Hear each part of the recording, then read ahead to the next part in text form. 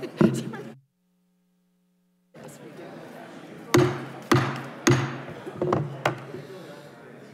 committee will come to order. As members take their seats. Again, the committee will come to order. Without objection, the chair is authorized to declare a recess at any time, although I don't believe we're going to have votes until this afternoon, so I don't think that'll be a problem. But we welcome and thank Secretary Chao for testifying today on the administration's infrastructure proposal. Welcome, Secretary Chao.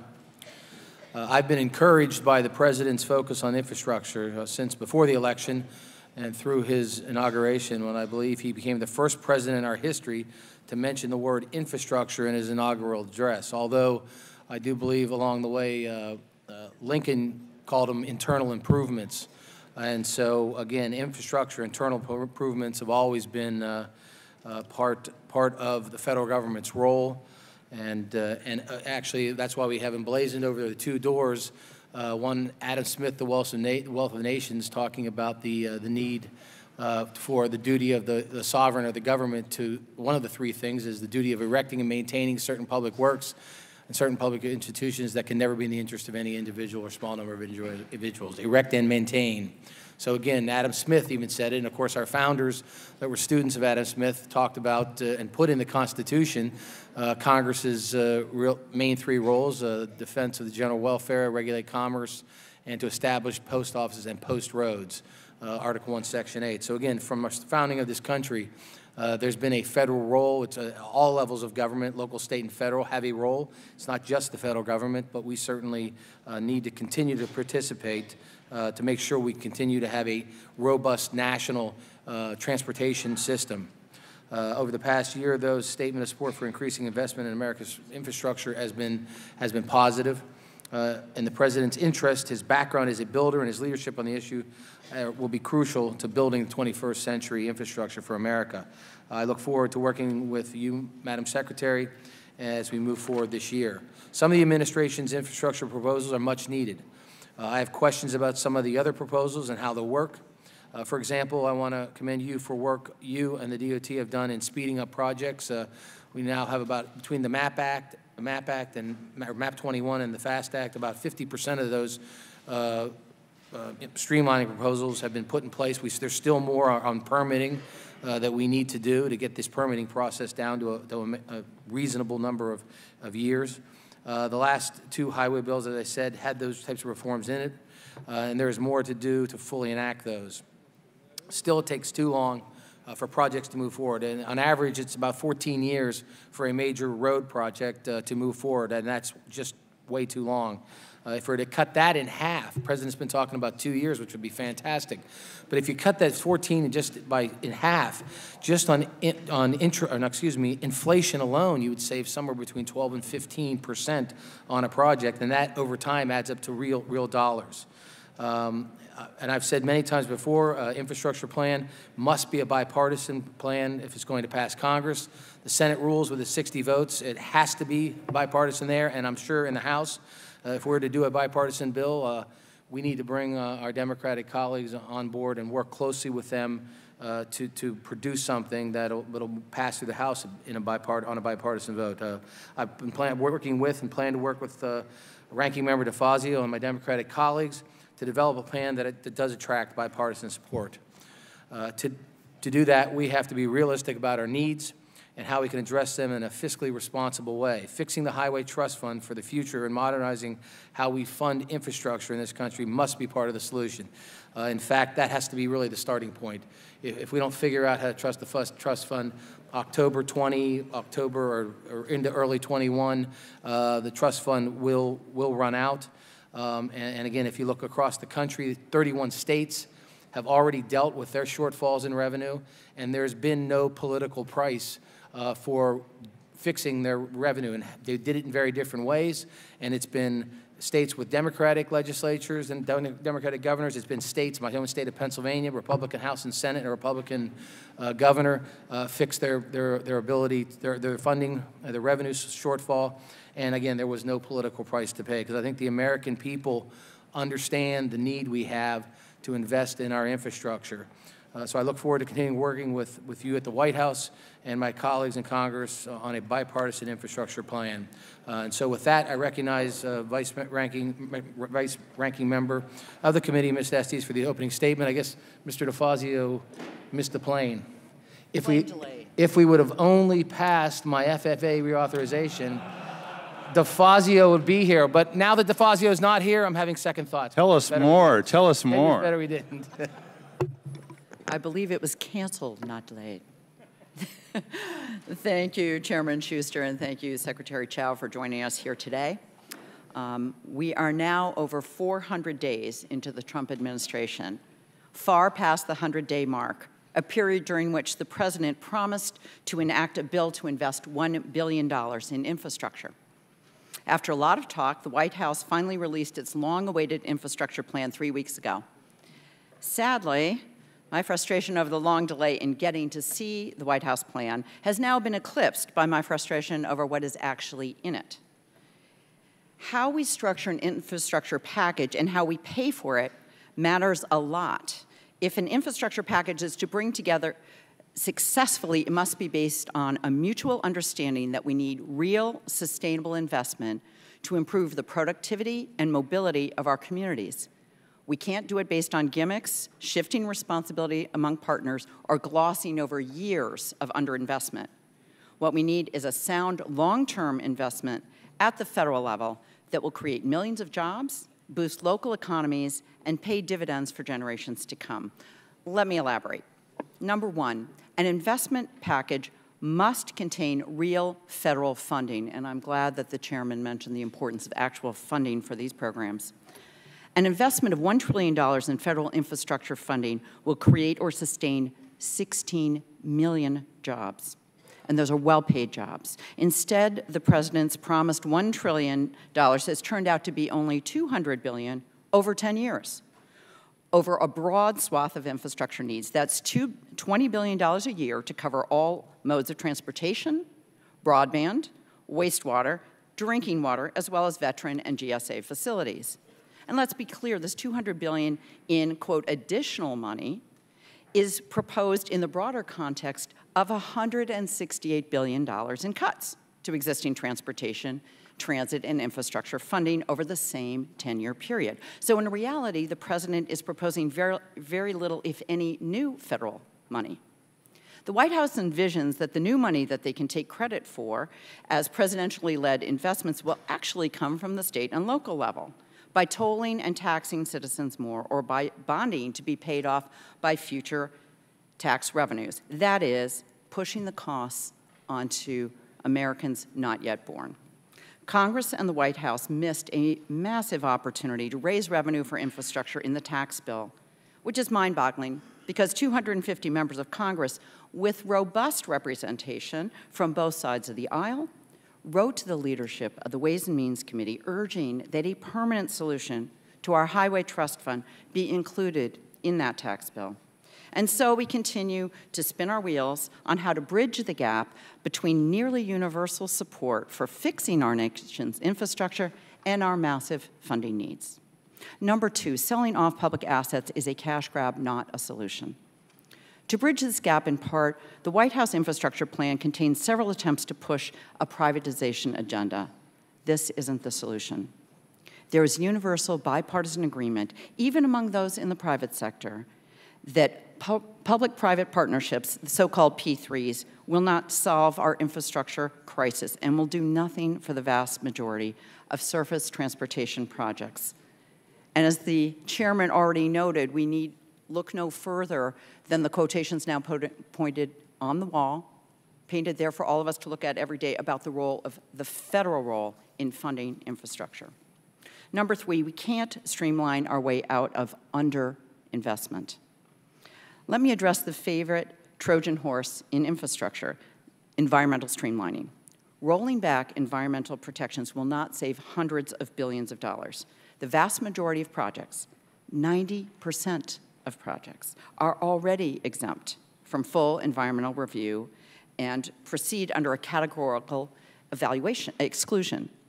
so-called CE, only 4% of projects require the preparation of an environmental impact statement, the most detailed review document. And for the surface transportation projects that do undergo a detailed review, the time for completion is less than 4 years. In the last decade, Congress has passed extensive legislation to expedite environmental review based on inputs from state DOTs. Timelines to complete various levels of environmental review have fallen significantly as a result. While there may still be legitimate policy changes Congress should consider to expedite project delivery, which I and many of my colleagues are open to hearing about, artificial deadlines and punitive actions are not the answer. Number 4, let's work with what we have, existing federal programs. The White House talking points claim to want to give states and local governments more decision-making power, yet they have proposed to direct 80% of infrastructure funds, $160 billion of the $200 billion, to grants or loans selected by the federal government. Again, these programs are coupled with cuts to existing programs under which states and local governments currently select those projects. Instead, Congress can quickly and fairly direct infrastructure dollars to states and cities through existing infrastructure programs. Doing so ensures that these investments result in projects that utilize American iron and steel by enforcing Buy America protections. They support good-paying jobs for American families by maintaining prevailing wage and other worker protections, and provide opportunities for diverse small businesses to participate. This will also ensure real investment will be available immediately to spend on the projects state and local governments determine are the most worthy. Ranking Member DeFazio included a provision in the FAST Act to ensure that if additional funding came in through the Highway Trust Fund, Congress will not have to take any further action to see those dollars put to good use right away. Again, by utilizing the existing structure, each authorized highway and transit program will get a proportional plus-up. The clock is ticking. Since President Trump took office, time wasted by commuters, travelers, and inefficient movement of goods has already cost the American economy more than $179 billion.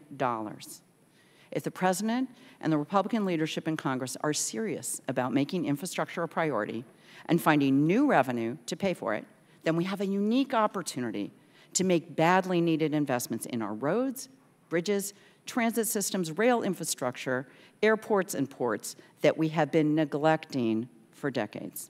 Let's work together. Let's seize this opportunity, and let's make a real investment in America. Thank you, Mr. Chairman. Thank you. I would now like to welcome again the Honorable Elaine Chao, Secretary of Transportation, and I'd ask unanimous consent that our witness's full statement will be included in the record without objection. So ordered. Secretary Chao, again, thank you for being here today, and you are now recognized. Thank you very much, Chairman Schuster. And even though Ranking Member DeFazio is not here, I do want to also acknowledge him. Members of the committee, thank you for the opportunity to testify today. As you've heard, infrastructure is indeed the backbone of our country's economy, the most productive, flexible, and dynamic in the world. It's a key factor in productivity and our economic growth. And yet, as we've all heard and experienced, the challenges are everywhere. With respect to surface transportation, traffic congestion and delays cost drivers nearly $160 billion annually. About 1/4 of our nation's bridges are structurally deficient, which, by the way, does not mean that they are unsafe. When bridges are unsafe, we shut them down immediately. Structurally deficient means that we have to monitor them more closely on a more regular basis. More than 20% of our nation's roads are in poor condition, and the transportation needs of rural America, which account for a disproportionately high percentage of our nation's highway fatalities, have been ignored for too long.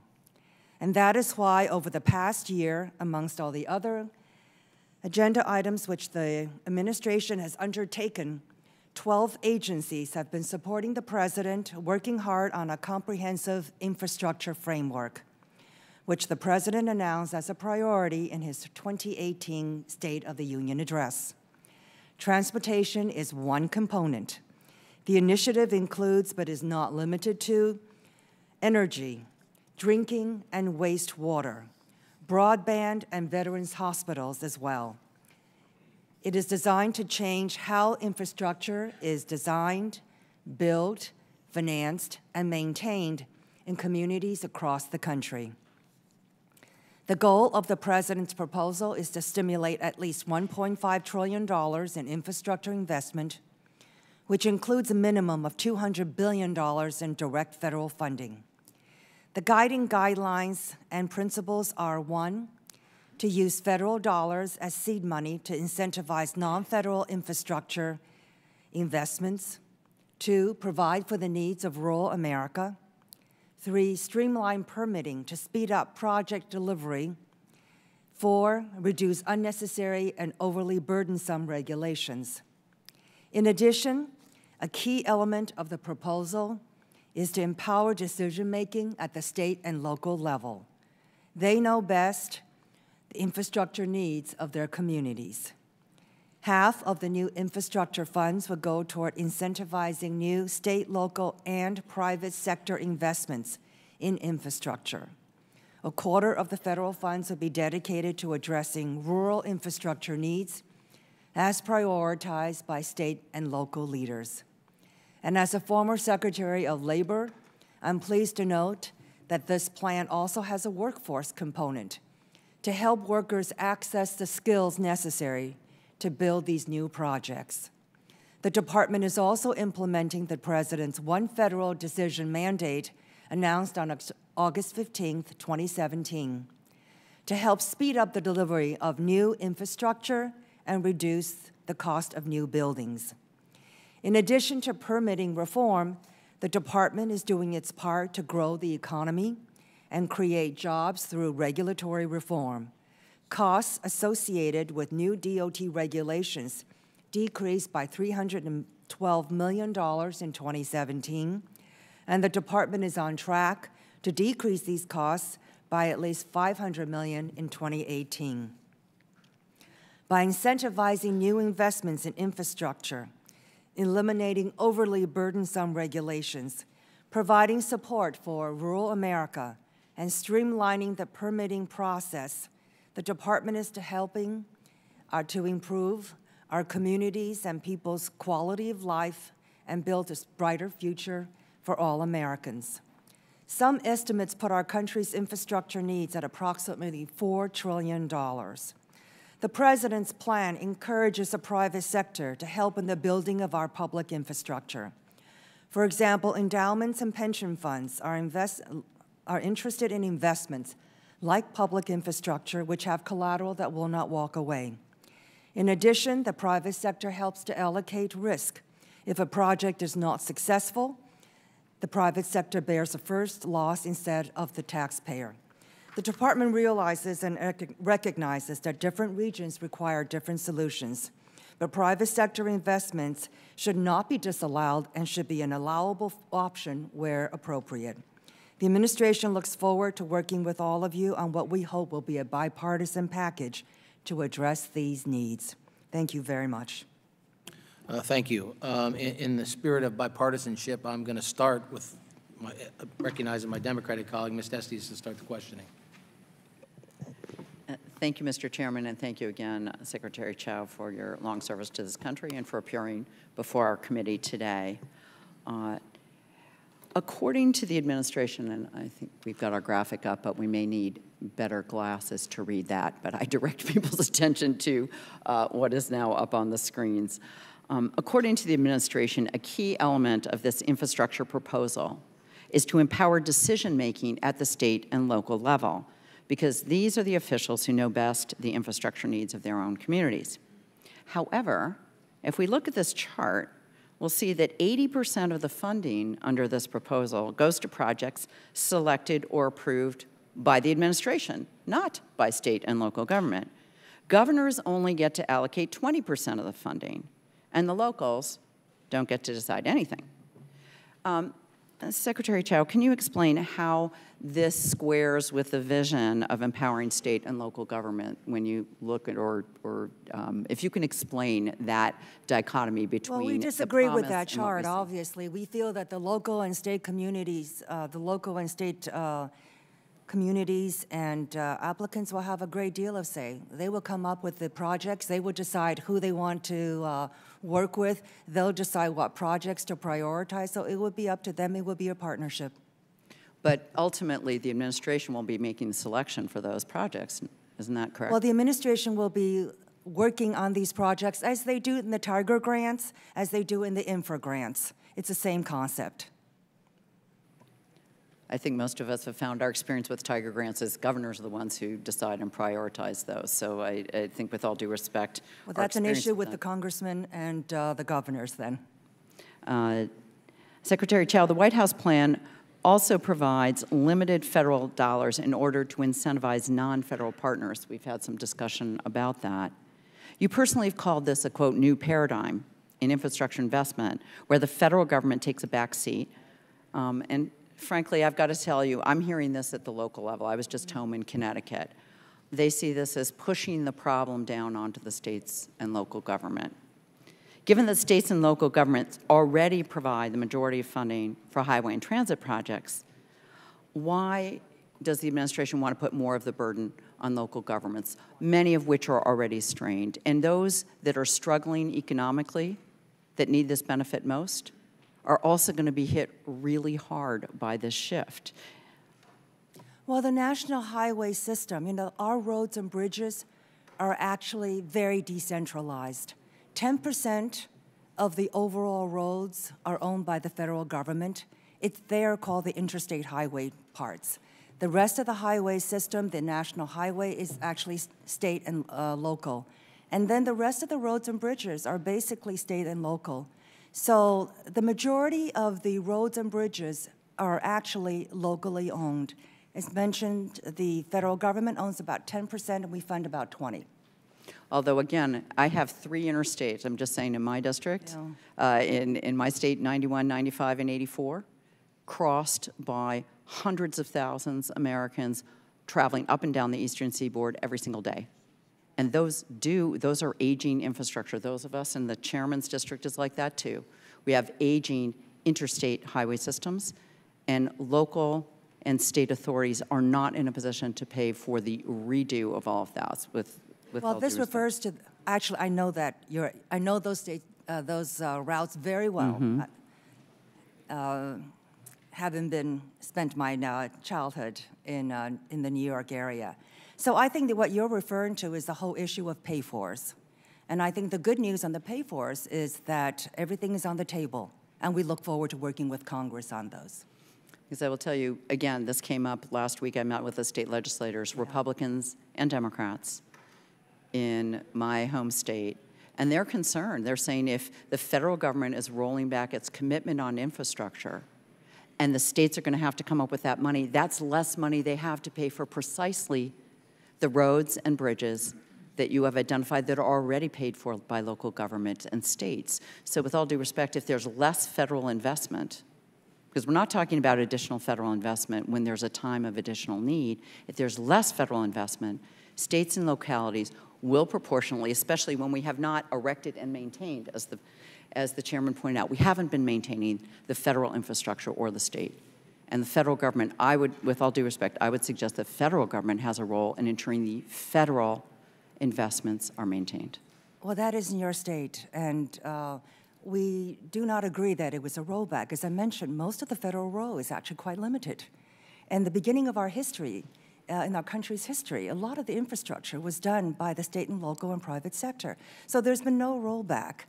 The federal role was only confined to the interstate. There are many, many other roads and bridges and national highway systems that are not part of the federal role. But having said that, I acknowledge that pay-for is a big issue.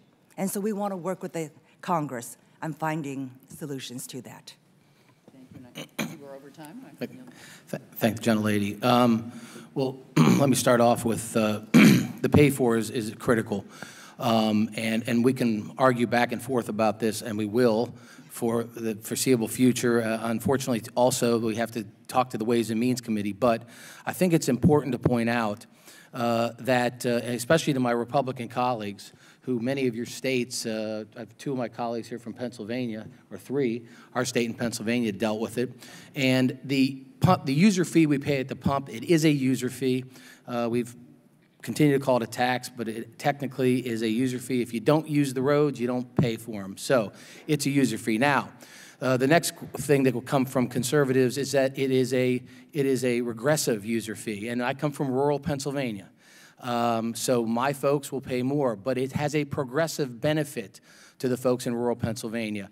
The most rural counties in America, for every dollar they put in, they get $1.70 back. You cannot build a road from Pittsburgh to Philadelphia through rural Pennsylvania without the population centers subsidizing the roadways through my district.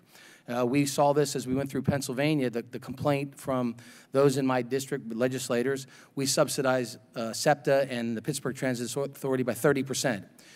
A roadway through my districts gets subsidized anywhere from 50 to 70% because there just isn't the population. So I think it's important for us all to understand that we're talking about something that has a huge benefit to those of us that live in rural populations, and again, benefits the urban centers so they can get across those rural areas. So again, we can talk about 15-cent raising the gas tax. Average American pays $2. That's a cup of coffee. Unless you drink Starbucks coffee, that's half a cup of coffee. Or it's 2 bottles of water that you can get at home for pennies. So I think it's something that's really sellable to the American people. And the president has said, he proposed in a meeting 25 cents. I mean, that's a great starting place to start to talk about this. But I think we have to get past that to talk about other things. And one of the questions I have for you, Madam Secretary, is on an idea called asset recycling. Now, some of my colleagues, Mr. DeFazio, he's not here, so I'll say, I'm proposing we sell all of our assets. That's not at all what they did in Australia. They leased their assets. They formed a lease agreement. They still have say in the matter. They can take it back at any time if there's no performance. So I wanted to see what your thoughts are on the idea of asset recycling. We want all funding and financing options to be available because that's going to be the biggest challenge facing this infrastructure proposal. And so we should look at other countries, as mentioned, like Australia, like many European countries, in which there are public-private partnerships, which have been very successful, and there's been asset recycling. So we should be looking at all of these. And in some of our states, we do not allow many of these other financing options to be utilized. And so what we are saying is, let's be open to all sorts of other options. So for example, it's not only toll roads, but it's private activity bonds, it's different aspects of revenue availability streams. There are many different options, and we should be, I would like to encourage all of us to look at some of these other options and not disallow or forbid any one of them from being considered in the proposal. And I think that's a great point. I think pointing to Europe and other countries, social democratic countries around the world, they're turning to the private sector all the time to try to figure out ways to get them involved, to utilize. I know the Canadian pension funds are huge investors in infrastructure, not just in Canada, but around the world. But again, it's not a silver bullet. But we have to, again, look at ways to expand that, to encourage that. And it's one of the tools in the toolbox, but it can be a bigger tool in the toolbox, I believe. And so the final question I have for you is on permitting. I know you've done many rulemakings. Permitting is still a problem. I think there's the need for us to some legislation to help you with that permitting process. But can you tell us what the permitting situation over at DOT? How are you moving forward? You know, what's the outlook? People get permitting and the deregulatory agenda mixed up. They're actually quite different. Also, the FAST Act asked that the department in 2015 implement a number of NEPA improvements. Of the 31 requested rules, we have actually completed 29. There are 2 more coming out, probably around June and July. But the FAST Act requirements only refer to NEPA, and the permitting is actually different, and that is why the one federal decision, which the President announced last August 2017, will address some of the permitting. And the permitting processes that we are talking about does not compromise all of our concerns about the environment at all, but it refers to sometimes very simple, commonsensical ways in which we can improve the permitting process. For example, many permitting processes occur sequentially rather than concurrently. There's no reason why several processes cannot occur simultaneously, but instead many of them occur sequentially. Another example is when sister agencies within the same department, for example, the Department of Transportation, cannot share their information with each other. They each go out for their own surveys sequentially, so that lengthens the time that it takes for permitting. There are other commonsensical ways of reducing duplication, some regulations or some even guidance ask for the same things, but they'll ask for a different timeline so that the reporting requirement then has to be done all over because they ask for different time periods. So we all protect the environment, but the permitting is not NEPA. Permitting is different. And then we are actually making a progress, and a lot of the private sector, these private pension funds, they are actually quite anxious to help in the rebuilding of infrastructure. And it would help if we decrease the permitting process, again, without compromising any of the environmental concerns. That will decrease the risk profile and enable more private sector pension funds, for example, to come and help in the financing of public infrastructure. Well, thank you very much for that. And again, we are ready, willing, and able for your department to send forward to us things that we can be helpful in that permitting process to streamline, to make it easier. If we have to pass legislation, that's something we all on this committee should be willing to undertake. One of the great places to start when it comes to permitting and government regulation is the Corps of Engineers. I met with the Conference of Mayors yesterday and last week with AASHTO, and I always like to get a show of hands. Who has had a project that they've worked on or working on or want to work on that the Corps of Engineers has been a huge problem to or a huge challenge to the project? And every single person in the room raises their hand. So that's why Subcommittee Chairman Garrett Graves and I are working now, and everybody should realize we are going to move forward with a water resources bill, and one of the focuses is going to be a serious look at the Corps of Engineers and a serious look at why does the Corps of Engineers need the civil works piece of it, why does it need to be a DOD? 200 years ago, it made sense. The Army was the only thing anybody could build, a dam, a roadway. But today, there's no need for the Civil Works to remain at DOD. It needs to move to a different agency. I would propose DOT. Secretary Zinke wants it to go to Interior. But again, I think that would be a healthy debate, and I would encourage all my friends, because I know on the Democratic side of the aisle, there's none of you that have not seen the Corps of Engineers stop, stifle, or just increase the cost of a project. And so with that, I yield 5 minutes to Ms. Norton. I very much appreciate this hearing because there's been so much talk about the President's infrastructure plan, and now we have an opportunity to inquire about it. I have 2 questions for you, Madam Secretary, and I'm so pleased to see you here this morning. One has to do with the holdup in appropriated funds. Well, you know, it's hard enough to get funds out of here.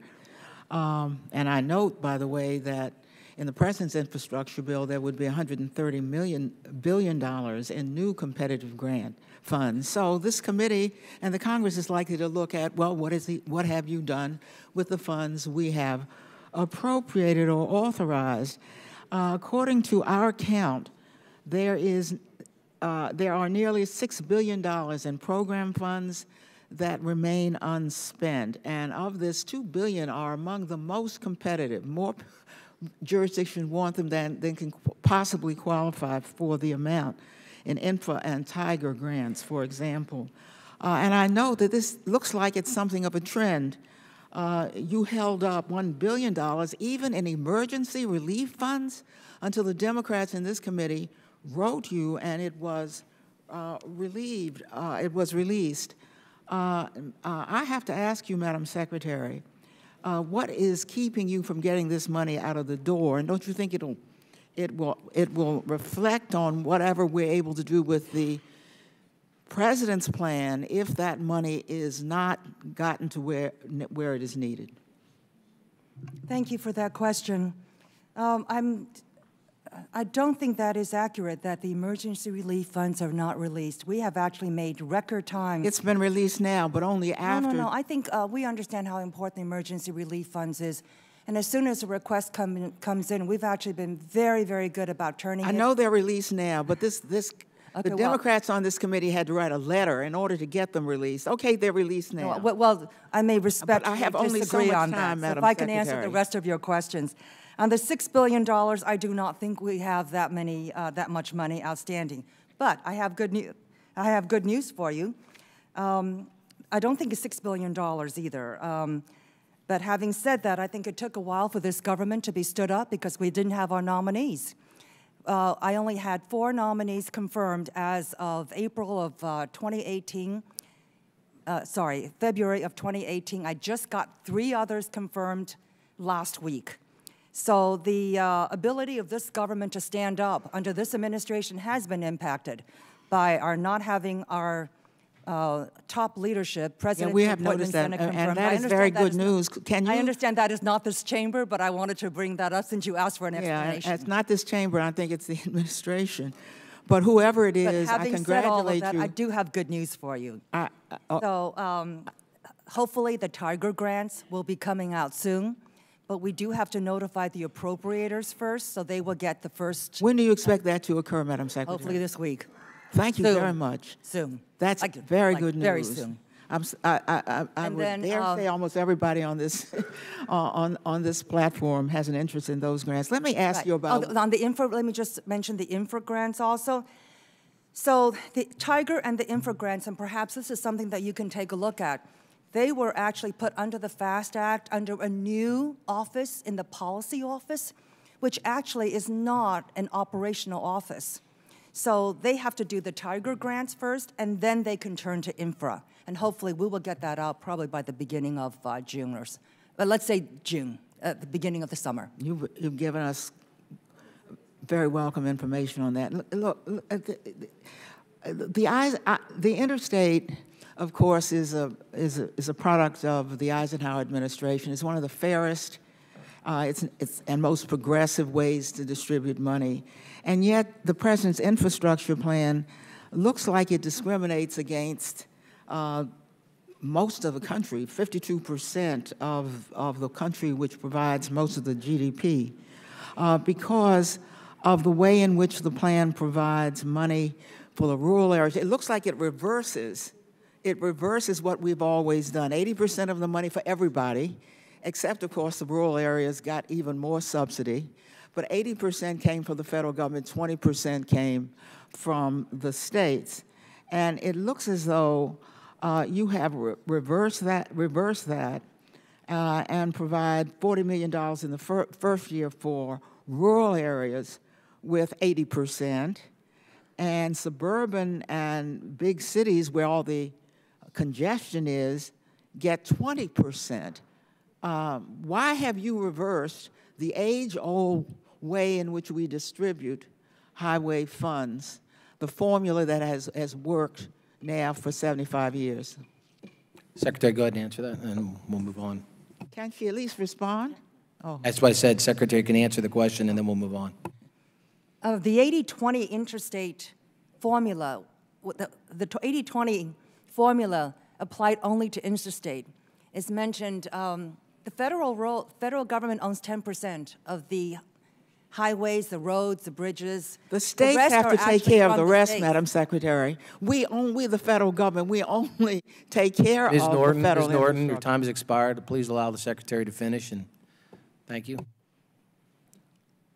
My only point was it's the 80-20 formula applies only to the interstate highways. Thank you. And now recognize Mr. Lobiondo. Thank you, Mr. Chairman. Madam Secretary, thank you for being here today.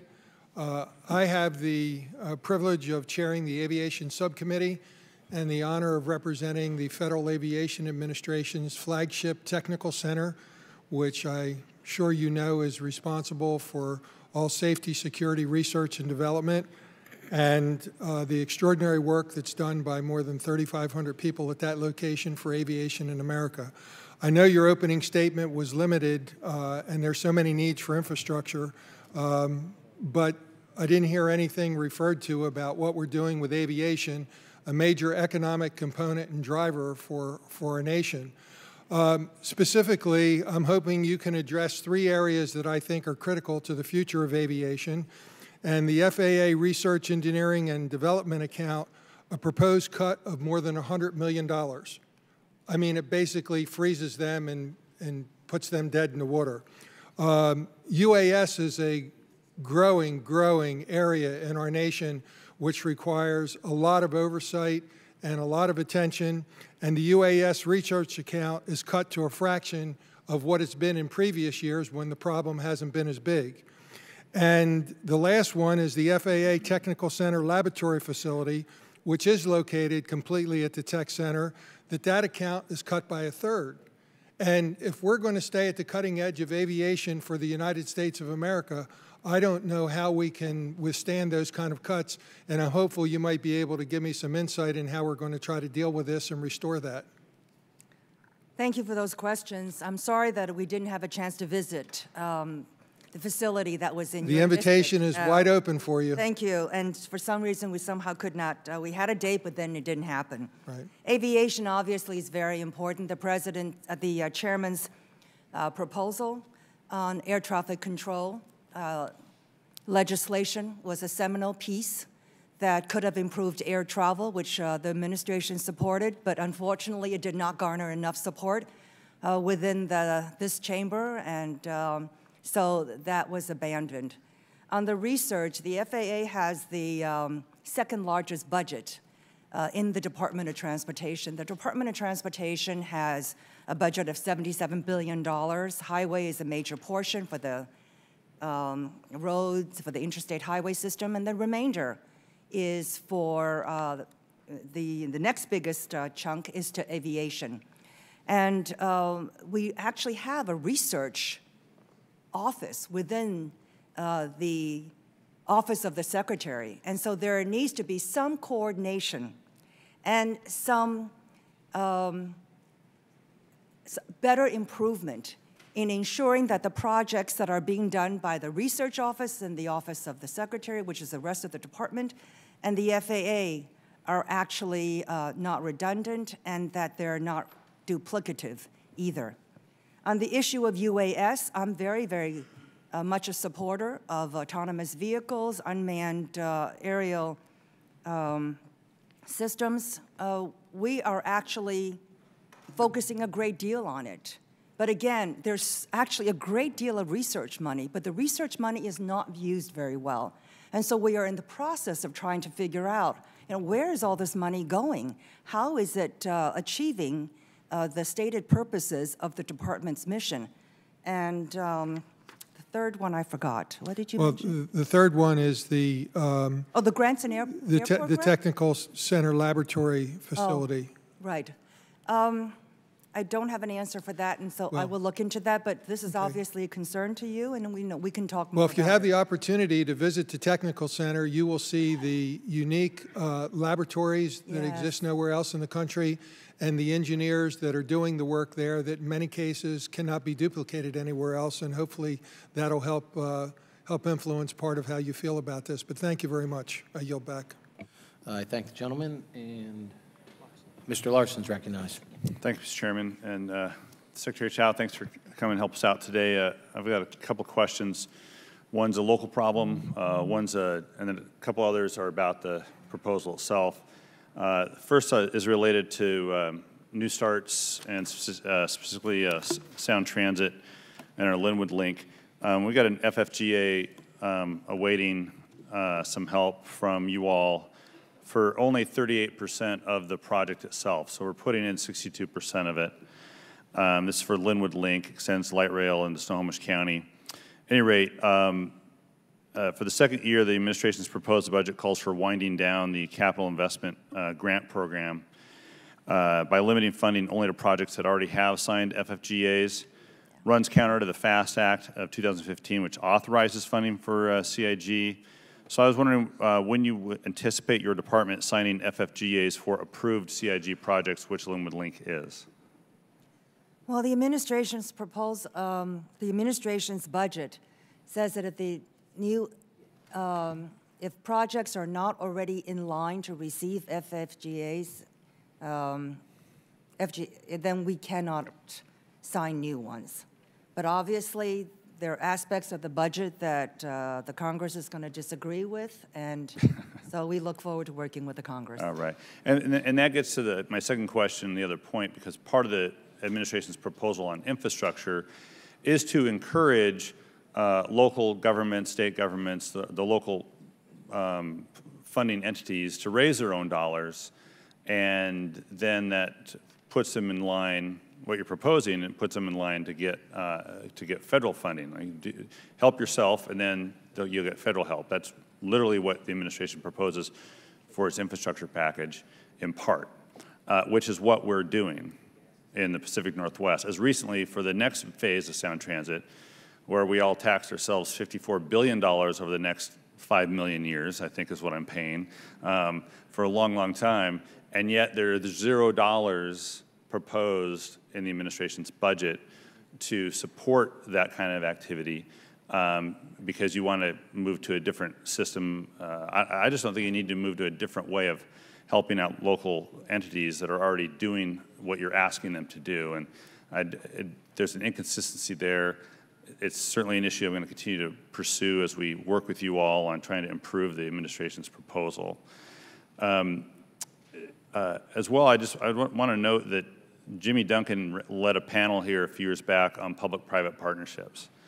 And we concluded, and Mike Capuano, who was here, he was the co-chair of that, we concluded that P3s are not a silver bullet, but there is room for P3s depending on the kind of infrastructure. And I guess I would offer to you that if the administration can be more clear about where you think P3s can help best, there might be a different kind of model for airports than it is for roads, bridges, highways, and it might be a different kind of model for water, sewer than it is for rail, as opposed to trying to package it all as one big, what it comes across as one big P3 package, which I don't think is helpful to you all, and it's not helpful to us to help you, because I believe there's room, maybe not as much as the president believes, but I believe there is some room. I just offer that as well. Thank you. Yeah, sure. And then finally, maybe not finally, but we've talked about the gas tax, the user fee. Washington State has the third highest gas tax in the country, but I'd like to remind my colleagues that we are tied for first in the lowest income tax in the country as well, of 0.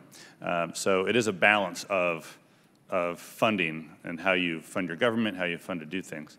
But I was just wondering how you would characterize the administration's position on raising the federal portion of the gas tax. How would you characterize that today? Well, one reason I am here with no solutions on the pay-fors is because we have not yet come to a resolution on that. So I think the good news is for certain people is that everything's on the table and that this administration is open to considering all revenue sources. Some people are not going to be happy at that, but as of now, everything is on the table and there's been no resolution on how to pay for this proposal, which is why, once again, we sent principles up. We did not send legislative language, right. Because we really do want this to be a bipartisan effort, and we need the help and counsel of the Congress on these and many other issues as well. All right, thanks. And I look forward to hearing back from you specifically a little bit more on the CIG grant and the FFGAs for Sound Transit. Thanks a lot. Thank the gentleman. Now recognize Mr. Barletta, or Mr. Barletta for a question. Thank you, Mr. Chair. Secretary Chao, thank you for being here today to talk about the President's infrastructure proposal. I commend you, both of you, you and the President, for recognizing how important America's transportation systems are to maintaining our world-class economy. I'm going to begin today by venturing a bit outside what we traditionally think of when we talk about infrastructure. Last week, following the tragic shooting in Parkland, Florida, I called for U.S. schools to be added to the current categories of critical infrastructure. These 16 sectors are considered so vital to our nation's well-being that the federal government works with state and local partners to ensure their security and resilience. I believe our schools should be the 17th critical infrastructure. Secretary Chao, what ways can the Department of Transportation assist in ensuring our schools are treated like critical infrastructure and our kids get the protection that they need? Surely if we treat our banks as critical and we defend bureaucrats at the Department of Education with armed security guards, we can deem America's children as critical as well. This is obviously a devastating blow to our country. And as you have seen on television, the President has held meetings with survivors, their relatives, parents and relatives who've lost their loved ones. This is a devastating blow, and the President feels strongly, very strongly, keenly about this issue. On the issue of infrastructure, and including hardening schools to be part of the infrastructure proposal, I will bring this back to the White House and to the President. Great, thank you. I think that's something that we can all agree on as we debate all these other issues. If people can't get into our schools, they can harm our children, so thank you. I was pleased to see that the White House's proposal included a section on workforce development. Back in December, I chaired a hearing in the subcommittee on economic development that examined ways in which the opioid crisis is impacting the workforce and economic growth in the Appalachian region, which includes my home state of Pennsylvania. What we've seen is that individuals in this part of the country who are 25 to 44 years old experience mortality rates 70% higher than the non-Appalachian states. Typically, this group includes Americans in their prime working years, which has created a significant challenge to economic development in the region. Recognizing how important a strong workforce is to rebuilding our infrastructure, and knowing that opioids are devastating that workforce, especially in rural areas, which the administration has targeted as a critical area of investment, can you speak to how the infrastructure proposal will help address this issue? Well, it's a huge issue, and Secretary Acosta in the Labor Department has responsibility for the workforce development, workforce retraining part. The infrastructure proposal hopefully will spark new buildings, which will yield good-paying jobs, and we probably will not have enough skilled trades workers to be able to address all the infrastructure needs when it finally gets all going. So the workforce training and retraining part is important. And your idea about including or somehow working with these communities and populations of people who will certainly be benefited by this turn in their lives is something that, again, I'm very interested in personally as a former Secretary of Labor, and I will bring that back also to the White House and to Secretary Acosta. Thank you. Thank you for your work. I yield back. I thank the gentleman. Now recognize Ms. Napolitano. Thank you, Mr. Chairman. Hello, Ms. Secretary. My question deals with the California Senate Bill 1, which gave $54 billion infrastructure package. It is intended to spur the state and local investment in this infrastructure. That past major bill of legislation was 2/3 vote of our legislation known as Senate Bill 1 provides $54 billion. Do you believe that this recently passed legislation passage, do you support it? It's a California's Senate bill. Unfortunately, I'm not really up to speed on that. If I may ask to take a look, and we'll be more than glad to Yes. answer that question. And My question deals with the lack of recognizing that the states that pass infrastructure packages, in addition to passing that bill, the County of Los Angeles passed 2 transportation sales tax measures since 2009, providing $120 billion over the next 40 years. The voters approved with 70% of the vote. The most recent sales tax was last year. I'm concerned that the majority of your plan significantly penalizes state and local governments that have raised revenues prior to January 2018.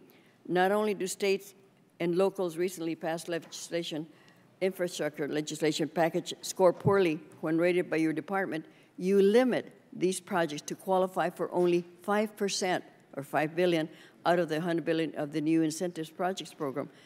Why would you want to preclude the potentially great projects that have non-federal revenues already lined up by responsible states and local governments? And don't you think your approach to incentivize project sponsors that have not passed revenue package in their states would slow project delivery? I understand the question. Your the original intent was we wanted to recognize what states have done, but some states have done things 5 years ago, 7 years ago. It's still on the books. So do we take into account and just accept what they've done, let's say, in the last 10 years? That we thought was a little too much. So the current proposal has a 3-year look back. And if that is perhaps too long, again, we're flexible on that. I understand the point that you're making. For certain states that have taken the initiative, they've bitten the bullet, why should they be penalized? So the 3-year look back may not be ones that they agree with, so we can talk about that. I would very much appreciate that, Ms. Secretary. Because your plan calls for 80% of a project cost to be from state and local sources, we should be allowing states and local governments to have local hire preference. When the residents of California are voting by 70% margin for the bill to raise their own taxes in order to support transportation projects, they assume they will be given preference in getting those jobs. Do you think states should be allowed to give preference to hiring their own taxpayers when they are paying for a vast majority of the project? That's probably an issue that I've got to bring back. Again, there are 12 other agencies involved in this that I've got to go back to the White House and ask some of the other secretaries as well. Well, would you please give us a clarification, because it's unfair if we're paying for the improvements and we cannot hire local preference. I will take a look at that. Thank you. Another issue is the Los Angeles County is preparing to host the nation and the world for the 2028 Olympic Games. And we would give us your commitment to make these critical transportation projects a priority, potentially convening a DOT working group among staff so that the needed infrastructure is in place to host a successful Olympic Games. Well, your mayor has been in to see us and other agencies on this issue as well, so we look forward to working with him and also with you. Very well, thank you.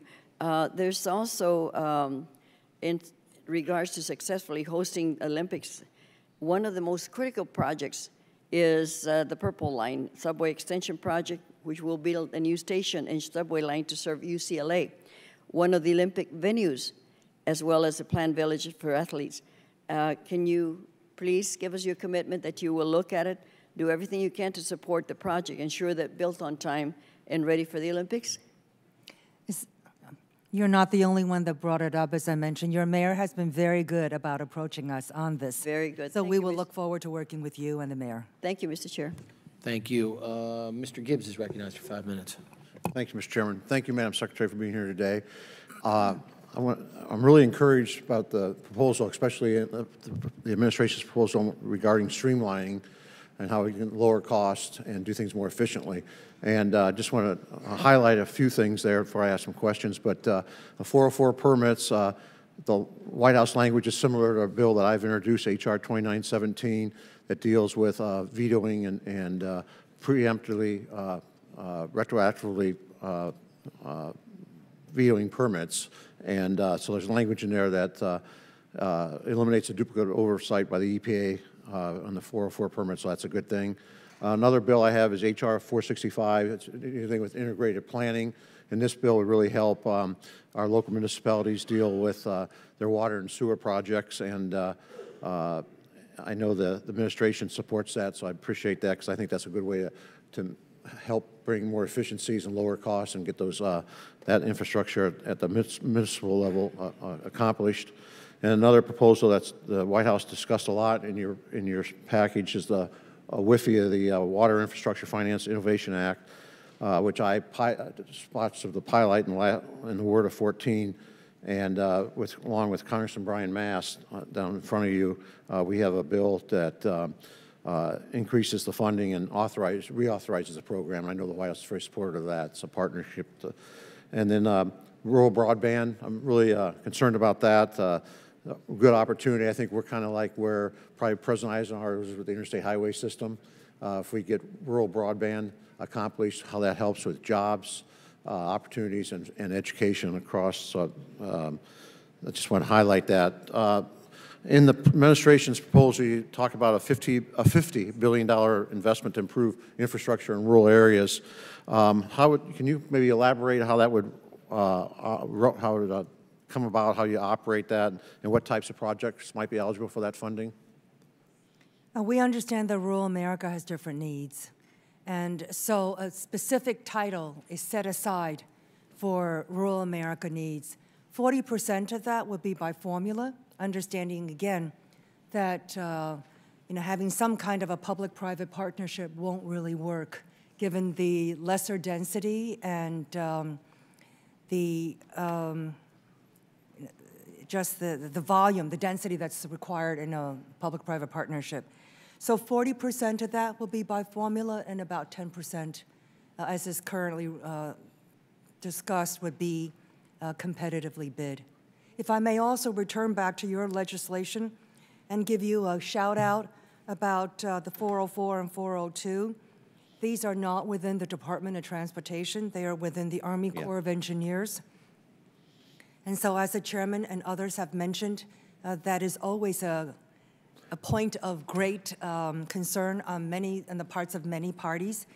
But the 404 and 402 permits both require substantially the same information, and yet they must be gathered, and then they're conducted separately, sequentially, thereby adding unnecessary time lags to the permitting process. So thank you for that. No, you're right. It's not in your jurisdiction per se, but I'm sure you have input with at the administration's level how important that is.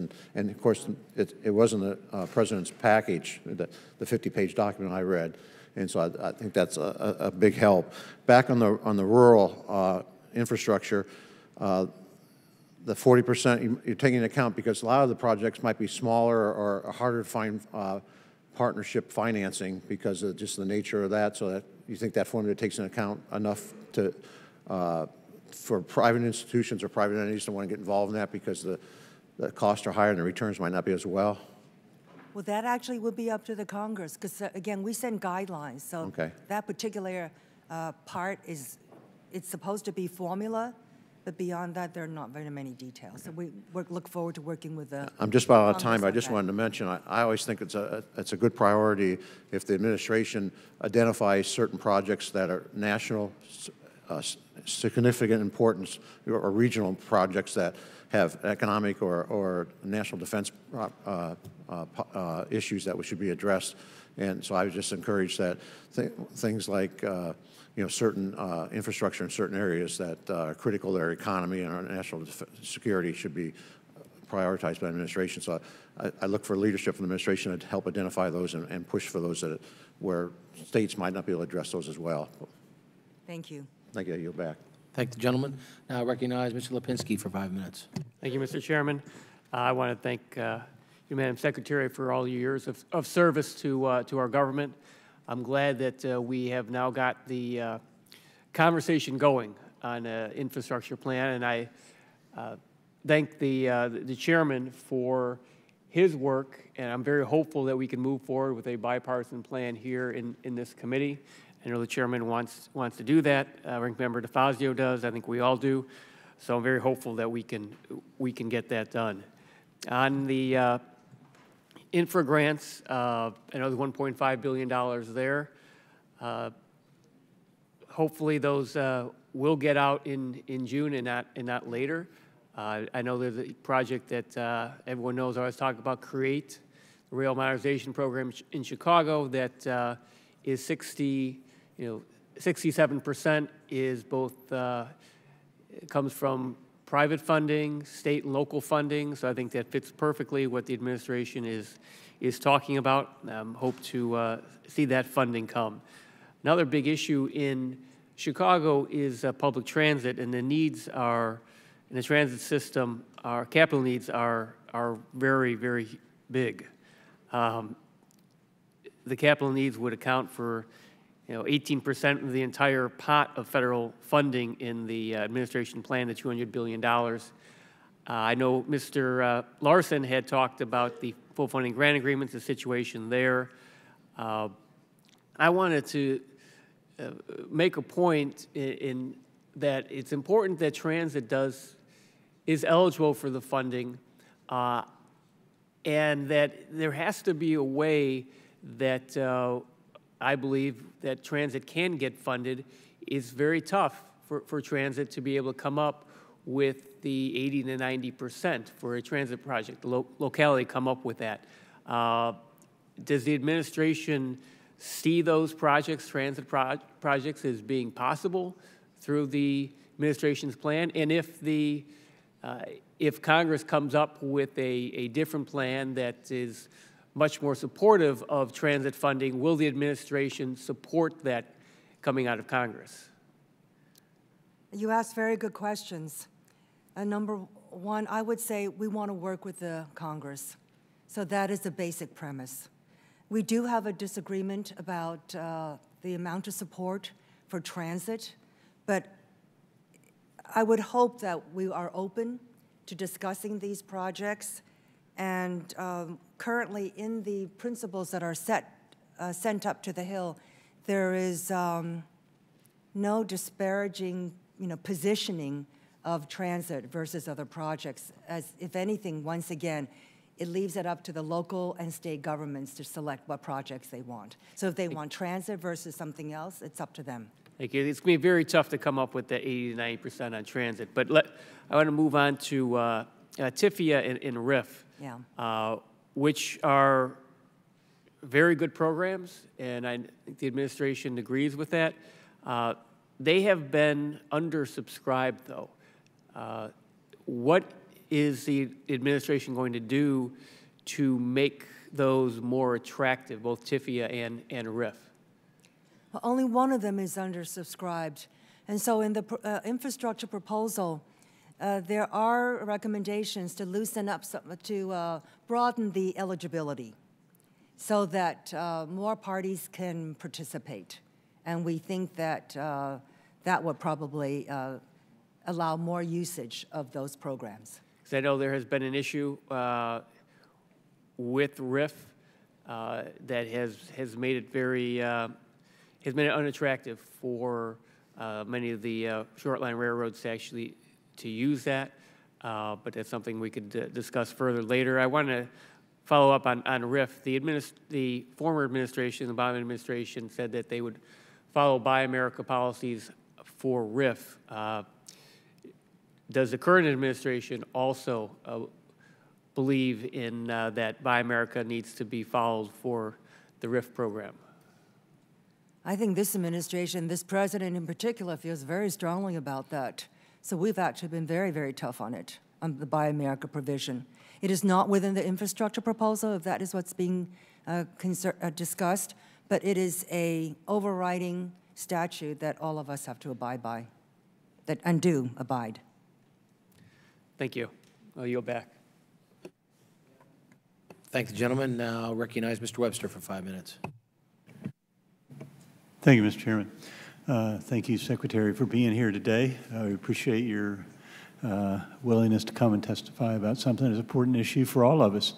I'm from Florida, Central Florida. We depend on transportation. It's a huge part of our economic engine when it deals with tourism.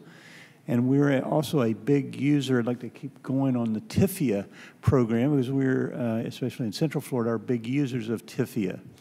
When you were talking about broadening the ability of states and local governments to apply for a TIFIA loan,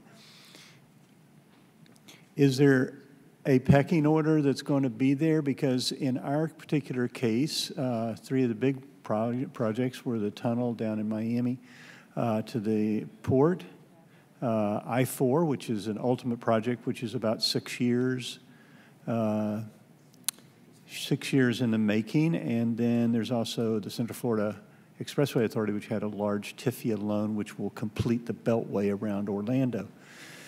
In each of those cases, that loan is going to be paid back by new money, in that it's going to be paid back by tolls, and there are some other projects are the same. If those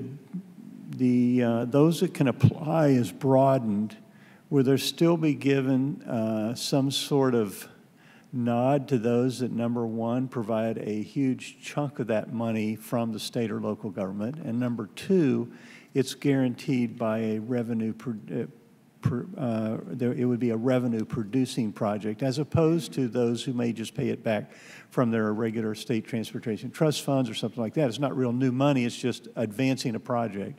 So anyway, my question is, will there still be given some priority to those who are going to bring new money into the system and pay it back with new money, which will be recurring each year, even after the loan is paid back? Anyway, that's my question. The simple answer to all of these questions is yes, but I don't want, but I want to get you a definitive answer. So if you allow me to go back and confirm that, I will do so. Because the repayment portion, we just want to make sure it's repaid. So whatever sources, we will, we really are. We just want to make sure that it's going to be solid. There is an advantage to the federal government in that there's new money being interjected that won't end when that TIFIA loan is repaid, in that it's going to produce, and in our state, the monies that are collected from tolls can be used to enhance that particular infrastructure project, in this case a road, to bring in more traffic, more money, and more things can be handled even with the local level without any federal participation and or minimal participation through maybe another TIFIA loan.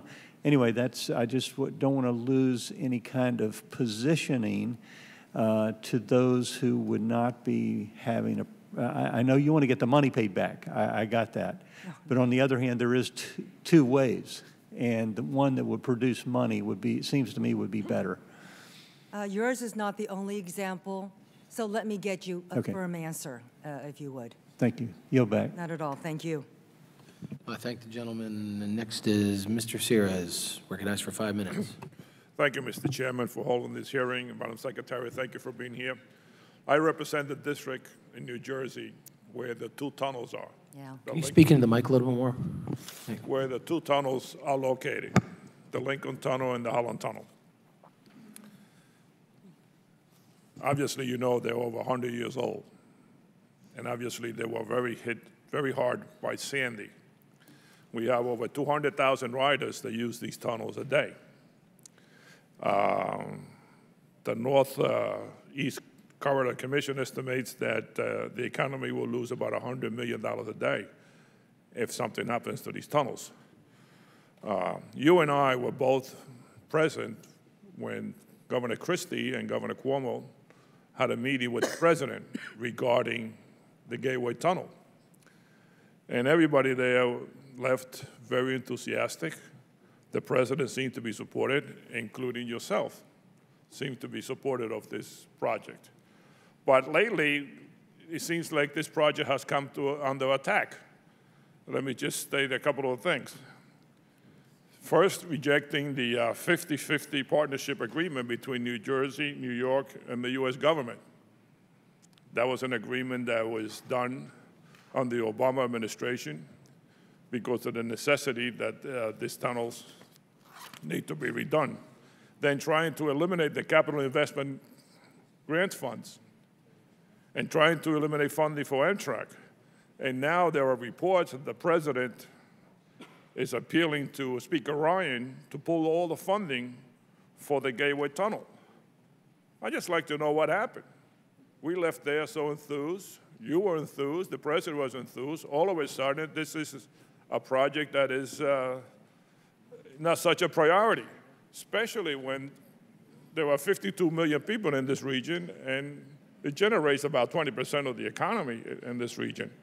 So can you give me something that I could be enthusiastic about? Because I really am very disappointed in the president. We go there, and we thought we had something good going. I'm very glad to answer those questions. It's just Number one, on September 7th, 2017, when this meeting occurred at the White House, we were very polite. We were cordial. There was no commitment at all. Well, I didn't say the attendees of that you were meeting. not cordial or polite. And I didn't say there was no agreement. I said everybody left there very enthusiastically.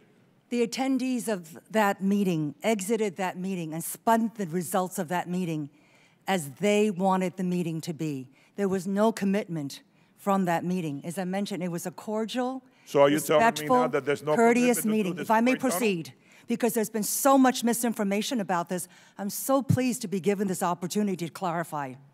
Number one, there are these gateway projects. There are 9 of them. They're collectively called Gateway out of convenience, and the total bill is $30 billion.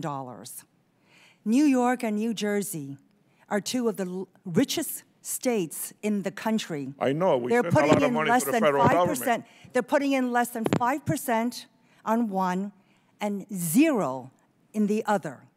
There's no agreement. There's never been an agreement. Secretary Fox said at a political rally in the heat of the campaign in 2016 that he was going to help. There's no documentation. There's no paperwork. And in fact, there's no pending application. So I don't want to sound hostile, sir. I have 5 minutes. Madam Secretary, I have 5 minutes. I just want to see if there is some sort of help that we can expect in this region, because these 2 tunnels are 108 years old. And they collapse, the entire country is going to pay a price for this. So I'm just wondering if you support any kind of help for these tunnels. New York and New Jersey can come up with larger than 0 or 5%. Well, right now, they were willing to commit 50% The rest of the money is going to take every other transit project funding from all across the state, all across the country. It's not going to help us. This is going to be a heated discussion. No, this is not going to be a heated discussion. I just want to know what I bring back to my district. It's going to take money from every other transit project in America. Okay? That's just a fact. We already raised the gas tax 23% to deal with the Transportation Trust Fund. And it's very expensive to go from New Jersey to New York. Well, there's a lot of misinformation on this. And please understand, New York and New Jersey have got to up their local share. Thank you. Gentleman yields back. Mr. Denham is recognized for 5 minutes. Thank you, Mr. Chairman. Madam Secretary, welcome to the committee today. We've talked a lot about the $1 trillion that we'd all like to see, even more than $1 trillion. One of the ways we do that is through financing. And as we've had a number of discussions in this committee about user pay projects, there is not a bigger user pay project than water storage. I'm a ratepayer. Every time I turn on that tap, I am paying for that water storage. If we can build water storage in California and solve our water crisis, it can be the biggest infrastructure project in the country. And we've done some new things with WIFIA. We have a number of financing programs that work well. My new Water Act would expand that to reclamation projects. The principles are within the President's working document. I wonder if you could describe where the decision is on where that's housed, and whether or not you think that's a good financing tool for not only infrastructure projects, but specifically water storage. Unfortunately, that is EPA administrator's portfolio. So that has to be more properly addressed to him, and I'll be more than glad to go back to the White House and bring back your concerns to him. Thank you. Well, we'd certainly like to see that housed under DOT as WIFIA is as well, but the reclamation area, the EPA will be out in my district. We're going to have that discussion. But this is a big financing tool to be able to build big water storage in California and elsewhere. Let me switch to another issue that pertains to water storage. We've passed, out of this committee, we've passed a number of pieces of legislation, including an amendment to the FAST Act, which deals with NEPA reciprocity. So, you know, we want to obviously deal with the highest environmental quality policies across the country. We just don't want to do it twice. And so California, we've been utilizing our exemption on NEPA to just deal with CEQA so that you're not seeing the long delays and lawsuits on permitting process. Right now, the program is currently limited to DOT projects. Can you discuss about how we would use these in expedited project delivery for surface water storage projects and the merits of expanding this type of policy to water agencies as well? Well, so much of the permitting process spans over so many departments and agencies, which is why when we talk about infrastructure, there needed to be a multi-agency, one federal decision process, and that's why the president made that announcement with one federal decision with, you know, one federal agency, one federal cabinet, kind of being first among equals to take the lead in some of these permitting difficulties, issues. We're in the process of signing an MOU with the various departments, and we hope to have that pretty soon. But the president's been pretty aggressive in mandating that he wants the permitting process to be shortened. And again, the permitting process is not the NEPA process necessarily. And again, we don't want to compromise the environment at all. But how do we have a more commonsensical approach to streamlining the permitting process so that redundant, duplicative processes are somehow resolved? Well, thank you. My time is short here, but let me just say how excited I am about having a large infrastructure project that could not only solve California's water crisis, but really expand our ports, expand our highways, really expand goods movement as we create more jobs. We will continue to partner with you to find new revenues. Obviously, we'd like to see our numbers as high as we can, but also want to have the creativity to use our current financing systems and streamline these projects. To take these projects, not only taking them 10 years, but in some cases, including California water storage, it's not only multi-decade, it's generational gaps in new water storage. And so we're looking at those opportunities to expedite these projects and actually get them built not only in our lifetime, but get them built in the next couple of years. So excited about the new proposal and want to find new ways that we can work together. I yield back. Thank you. Thank the gentleman. Now recognize Mr. Johnson for 5 minutes. Thank you, Mr. Chairman, and I appreciate your testimony today, Secretary Chao. And I noticed that in your written testimony submitted for the record, as well as your oral testimony today, you failed to make any mention whatsoever as to public transportation. That's a glaring omission. Can you explain why you have not testified and not spoken on public transit? Is it not important? It's not excluded. So, but you didn't mention it, though.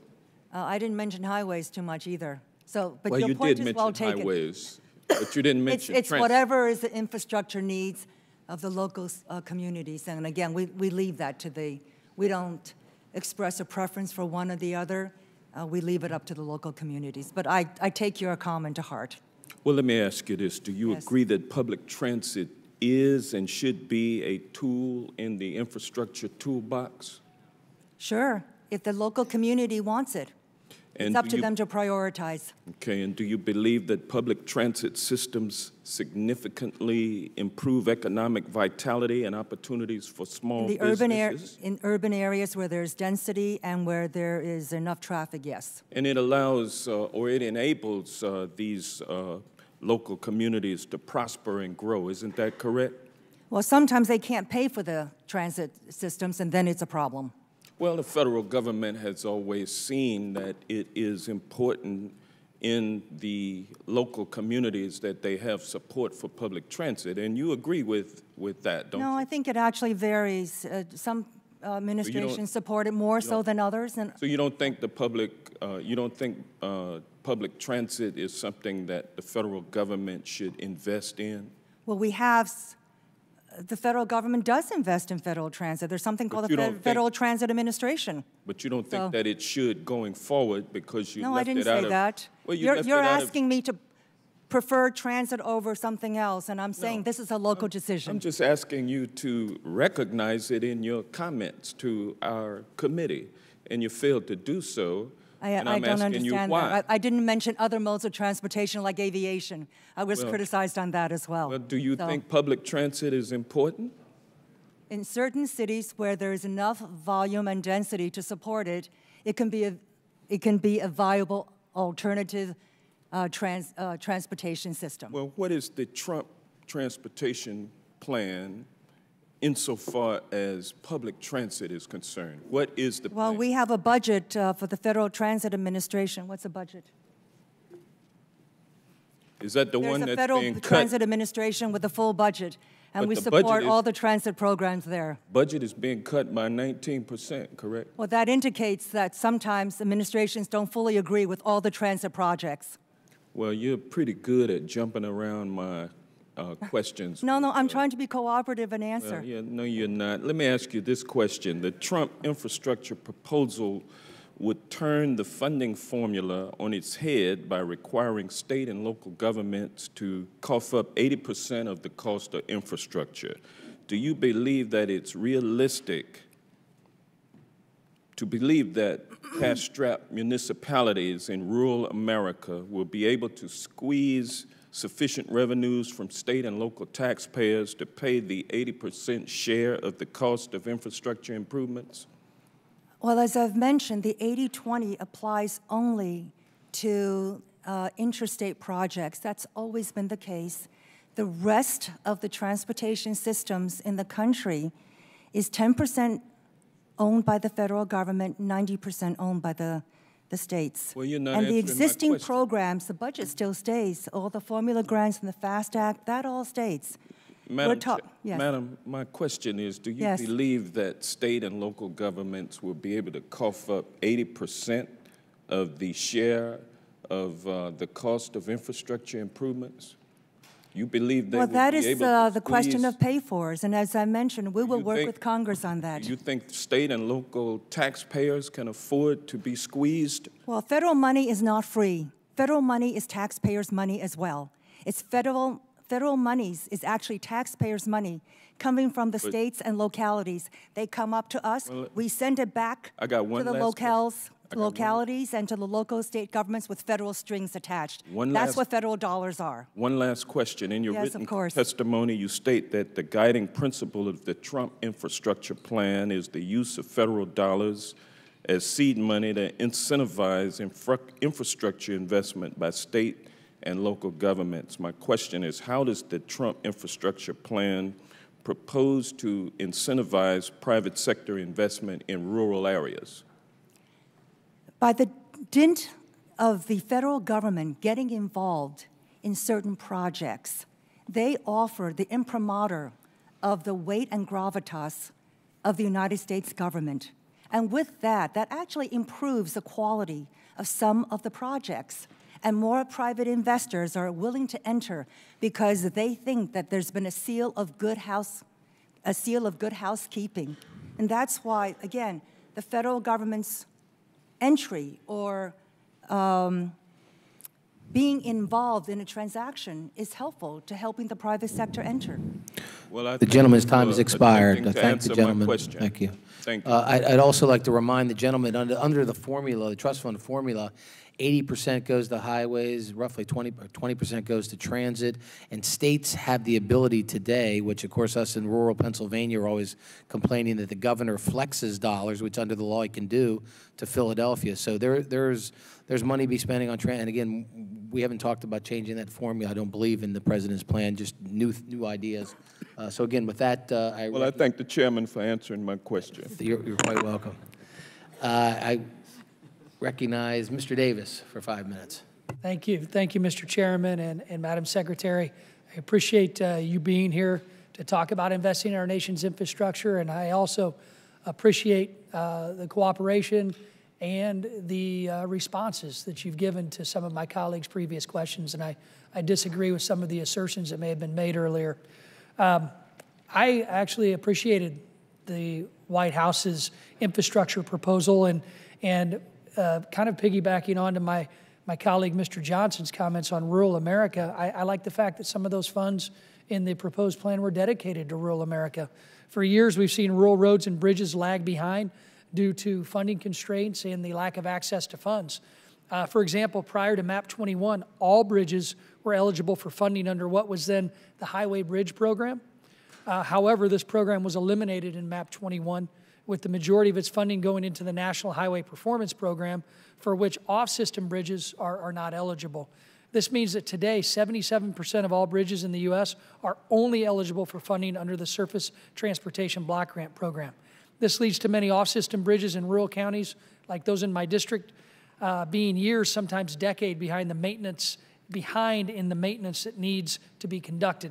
So again, thanks for ensuring rural infrastructure was prioritized in this proposal. And I would also suggest that some of these dollars be allocated directly to local jurisdictions who can best identify their own infrastructure priorities. Under the administration's proposal, the 80% of the funding set aside for rural formula dollars would go directly to governors. It would make sense to me to use the Surface Transportation Block Grant Program, which suballocates more than 50% of the formula to locals as a model, because unfortunately, local infrastructure priorities, as Chairman Schuster just mentioned, don't always align with our governors, regardless of which party may be in charge. Secretary Chao, do you agree that we should include some level of local control of rural infrastructure dollars? In fact, the President's entire infrastructure proposal leaves the priority of projects to the state and local leaders. So we don't say what project is preferable over another.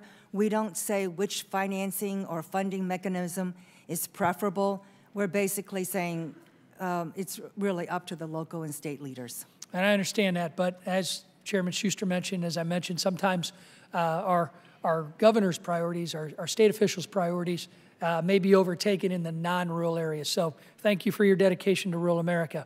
I want to start my second question by noting that I support the DOT's electronic logging device rule moving forward, as the rule was authorized by Congress, and much of the trucking industry has already invested millions into coming in compliance. I do, however, also believe that there are legitimate concerns for certain industries who are working to come into compliance, and this includes the livestock hauling industry. Madam Secretary, can you describe FMSCA's outreach to the agriculture industry leading up the implementation of the ELD rule? This is a very important rule, especially with reference to livestock, and I've heard from multiple numbers of rural lawmakers on this issue. Well, thank you. FMCSA supposedly has, I've been told, and if you are not satisfied with it, please tell me, because I will go back and reinforce this point with them. I've been told that they have held a number of outreach and educational sessions to try to explain the 90-day waiver that's been issued for livestock and how this particular rule functions. But again, if you're not satisfied with that, please let me know, and I will. We will have our local groups get back with us, and we'll reach out to DOT. So you're saying the 90-day waiver's already been implemented. So 8 livestock groups submitted a letter asking for a waiver, and that's already been submitted? The last one was December 18th, so it was extended until March 18th, which is coming up. Okay. Do you anticipate another waiver? Well, this is a big decision because legislatively the department is constrained, so we have to study it carefully. And I'm specifically but I'm very sympathetic to this issue. I'm specifically talking about the livestock industry. It's also my understanding. This is the waiver. What's that? This is the waiver. Right. The waiver was only for livestock. Okay. Yeah. Thank you very much. I appreciate the opportunity to ask you this, and we'll get back with you on the waiver issue to make sure our questions are answered. Thank you. I yield back. I thank the gentleman, and now Ms. Titus is recognized for 5 minutes. Thank you, Mr. Chairman. Secretary, welcome back to the committee. It's nice to see you. The last time you were here, I asked you about the status of the National Advisory Committee on Travel and Tourism Infrastructure. Just to remind everybody of what that is, in the FAST Act, I worked with my colleagues across the aisle. We had a bipartisan amendment to the FAST Act that created a committee to report directly to you. It brought together a diverse array of experts from across the travel and tourism industry, and they were to advise you on, I quote, current and emerging priorities, issues, projects, and funding needs related to the use of intermodal transportation network of the United States to facilitate travel and tourism. Now, travel and tourism are very important to my district in Las Vegas, but all around the country. No matter what district you represent, there's something related to tourism that's there. Now, we thought that with infrastructure being such a priority of this president, that now would be a good time for this committee to be meeting and giving advice on how travel and tourism priorities would fit into that plan. Under your predecessor, the advisory committee was up and running, meetings were occurring, they were coming with recommendations. In February of last year, though, following your confirmation, I led this letter with my fellow House and Senate members who are co-chairs of the Travel and Tourism Caucus. I would like to ask that this be submitted into the record. And we were urging you to kind of prioritize that committee's work. Unfortunately, though, nothing has happened. They haven't met, they reschedule meetings, and they cancel meetings. And so I'd just like to ask you, if they're unable to continue their work, you're not kind of empowering them to continue, how can their recommendations be reflected in the infrastructure plan? And are you just, their charter goes away June the 20th. And I wonder, are you just waiting out the clock, or are you going to be working with this committee? And don't you think these priorities are important to consider as we move forward with infrastructure plans? I know this is important to you. It was brought to my attention just before the hearing. We don't really have a good grasp over all of our what's called FACAs. These are all boards and commissions.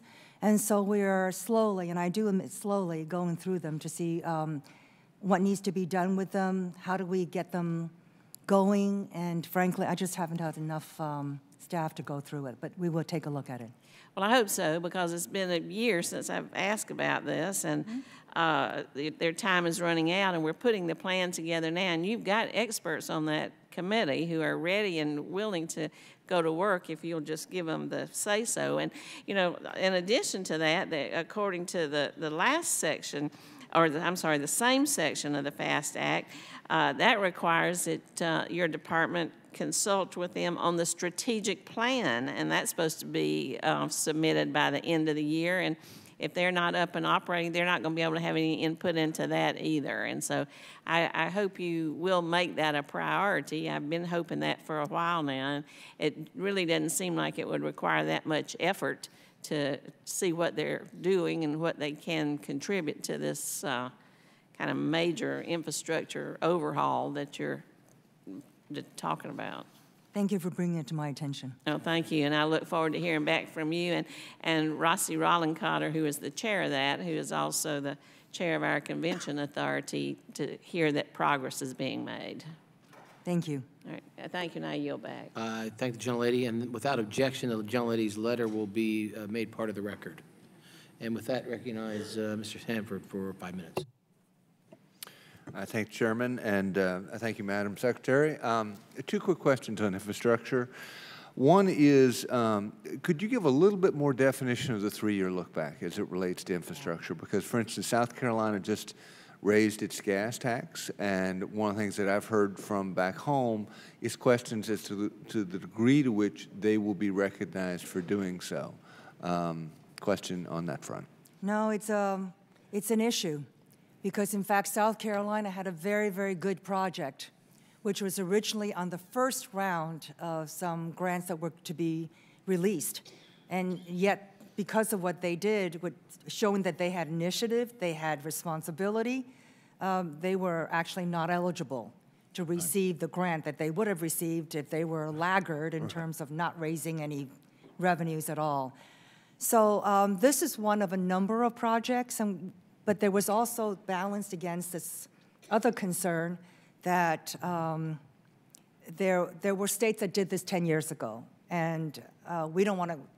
There were some people in this working group of 12 agencies that thought that that was not fair to include 10 years. So the compromise was 3 years.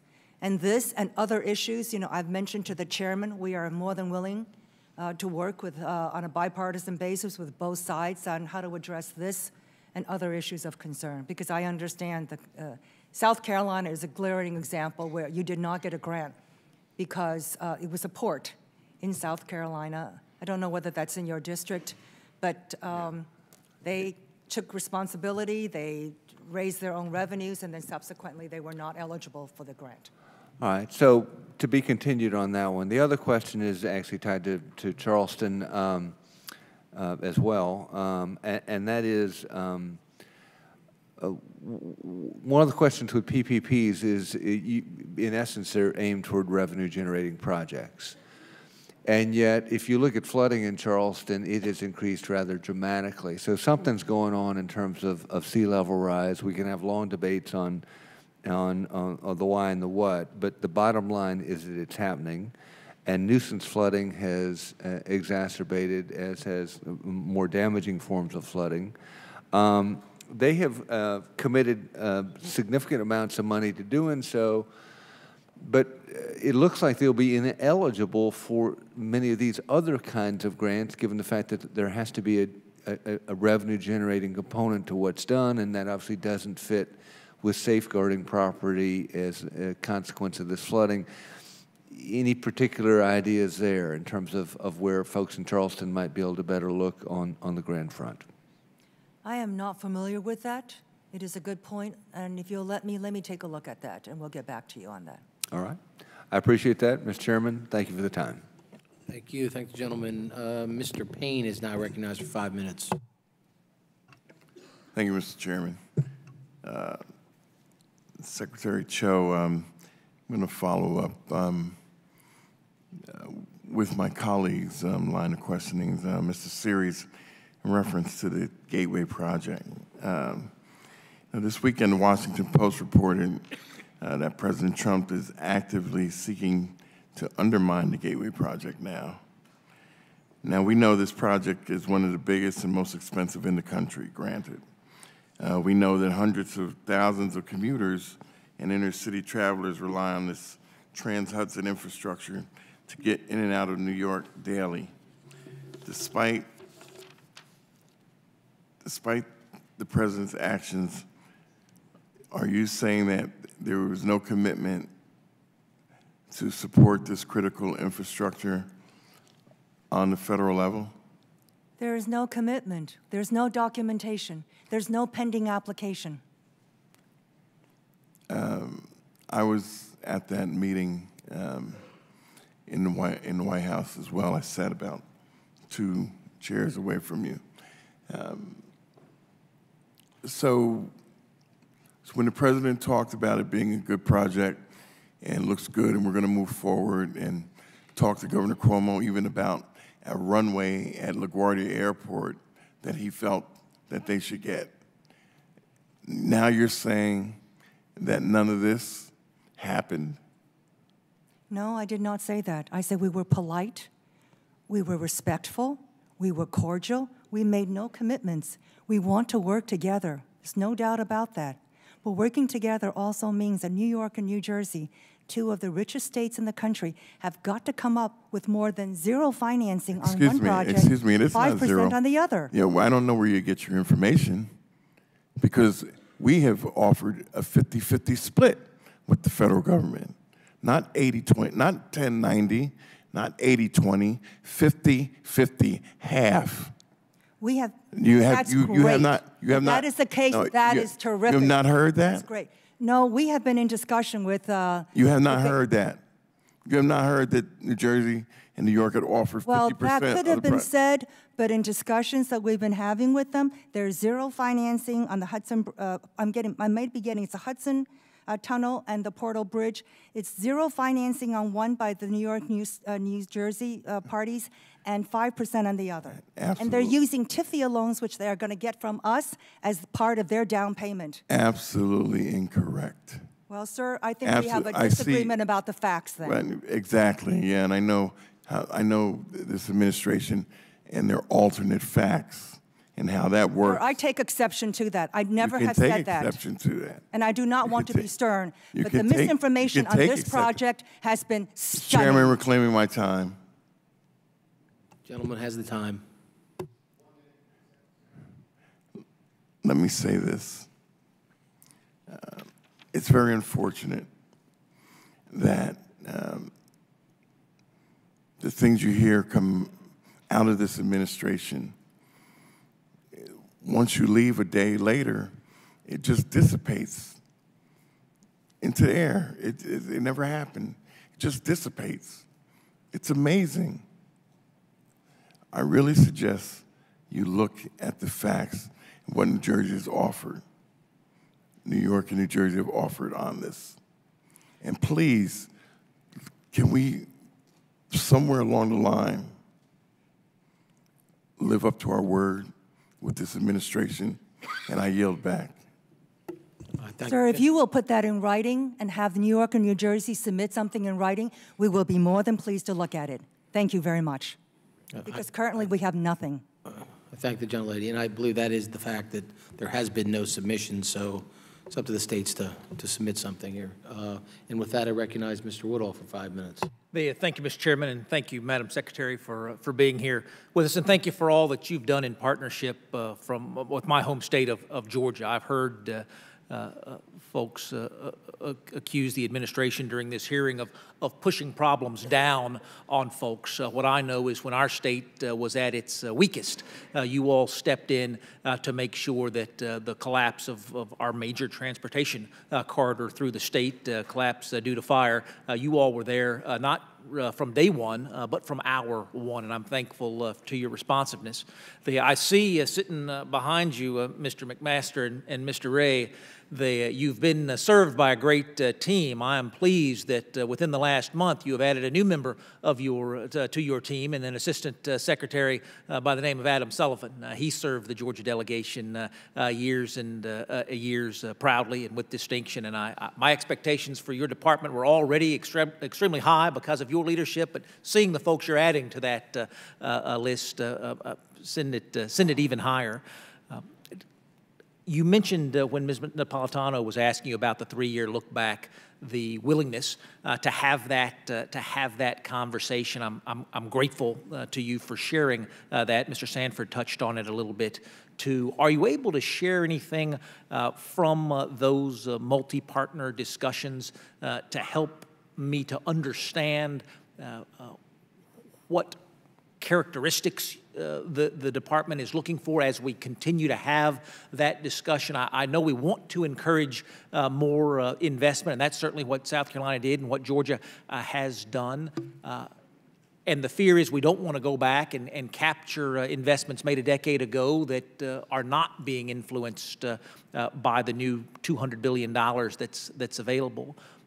Is it clear to you as you and I sit here today what some of those characteristics are that will determine the outcome of that conversation, whether it's a 2-year or a 3-year or a 5-year, whether it's an 80% credit or a 60% credit? Is there any guidance that you can provide to me, or is it genuinely a blank slate and we'll have that discussion going forward? You bring up some very good points about criteria. I think we're actually pretty open. Okay. It was just this concern about how do we give people credit but not give them so much credit that there's nothing for them to do going forward and they still get the federal dollars for a project that's already existing and up and running. So we are working forward to. If I may just add one thing. Yes, thank you for your compliments about the appointees at the department. They're all doing a great job, as are the career folks. Just wanted to let you know Adam Sullivan was just sworn in yesterday, and he was nominated more than 9 months ago. 9 months ago. you wouldn't know you were shorthanded given the amount of productivity that has been coming out of the department. I go back and I look at the numbers. We talk about $200 billion in brand new federal dollars being pumped in as if it's a nothing of a proposal. Of course, that's more money than the American Recovery and Reinvestment Act pumped into transportation. It's a stunning amount of money, almost as much as the chairman was able to put forward in our FAST Act, which is the biggest transportation bill that we've ever done around here. But I'm thinking about some of the regulatory challenges that the department has dealt with. By my count, we're close to $1 billion in regulatory savings, not because we've sacrificed any of our stewardship responsibilities to the environment or to labor or to local control, but simply because of some of the efforts you all have made to spend that money more wisely. I know the first year on the job offers lots of potential. Do you think we'll continue to see those kinds of regulatory reforms, those kinds of savings that cost us nothing as taxpayers and as stewards of the environment, but go to real dollars going back into infrastructure? Under the previous administration, the burden of regulations on just the transportation sector alone was more than $3 billion a year. And in the last year, we've taken a look at these regulations without compromising on any of the really important things to us, like the environment. And basically, we've been able to have a deregulatory approach that actually will decrease regulations by about $312 million. Concurrent with that, of course, is the permitting, which is separate from the deregulation. And I've given some examples of the permitting processes that can be improved. And that's getting rid of sequential, duplicative processes, and we look forward. Many of them come actually from the members of Congress yourself, giving us suggestions and recommendations as to what we should be looking for. And so we look forward to working with the members of Congress on ensuring that projects that really need to be online are being given the permission that they need to begin improvements. Well, I don't just thank you for what you do. I thank you for how you do it. When young men and women talk to me about the discord in politics today and they want to know what a real public servant looks like, I often give them your name, and I'm grateful to you for your service. Thank you so much. I thank the gentleman. Mr. Lowenthal is recognized for 5 minutes. Thank you, Mr. Chair, and thank you, Secretary Chao, for addressing us. I want to associate myself first with many of the comments that Congresswoman Esty made in presenting Ranking Member DeFazio's statement, and also some of the comments of Chairman Schuster and other colleagues who have highlighted some of the issues or concerns that they have with the administration's infrastructure package. You know, unfortunately, I believe the administration has ducked the tough decisions that Congress must make.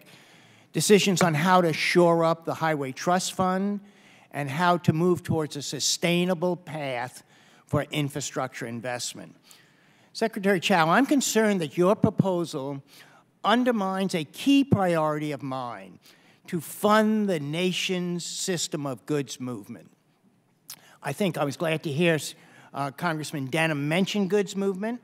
Perhaps you've heard the phrase, freight doesn't vote, which explains why a dedicated freight funding has been so hard for Congress to deal with, and very hard to be won in Congress. The administration's infrastructure plan proposes, as I understand, a $100 billion grant program over 10 years that the states and cities can compete for at a 20% federal share. This additional funding, however, is now paired with a presidential budget request that cuts $122 billion from the Highway Trust Fund over 10 years. You know, as you know, the Highway Trust Fund provides a dedicated formula grants for freight programs, as well as discretionary grants through the infra program. This proposed budget significantly scales back both. The President's budget also eliminates the highly oversubscribed Tiger program, which has made key intermodal investments, including $30 million to improve the flow of commerce at both the ports of LA and Long Beach. So the question I have is, given the nation's staggering needs to improve freight movement and relieve congestion, How does your administration's plan advance freight projects while at the same time eliminating guaranteed and dedicated funding for freight? Freight is very important, obviously, and you bring up a very good point, and I don't have an answer for you. I should. So if you would, let me get back to you on that, but you bring up a very important point. I am remiss not being able to answer it. Thank you, and I hope while you're looking at it, you look at a proposal that I put forth on HR 3001, which establishes a sustainable, dedicated freight trust fund. It would make sure that we have the resources to deal with these critical investments, and I think it's consistent with what we've talked about before in terms of user fees, and I think that it would be, I'd like you at least to address that issue. Also, next question, Secretary Chao, is the administration that has said that it would like to reduce, and we've heard it here today, the environmental permitting process from 10 years to 2 years.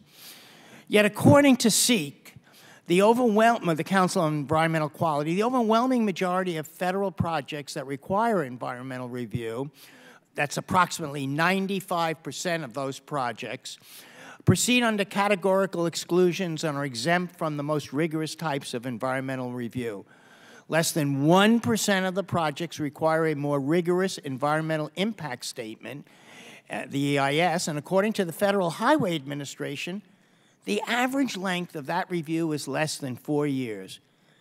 What I don't understand is, given these statistics, why does President Trump insist that it takes 10 years to go through the permitting process for a transportation project? First of all, we're not talking about environmental permitting. We're just talking about permitting overall.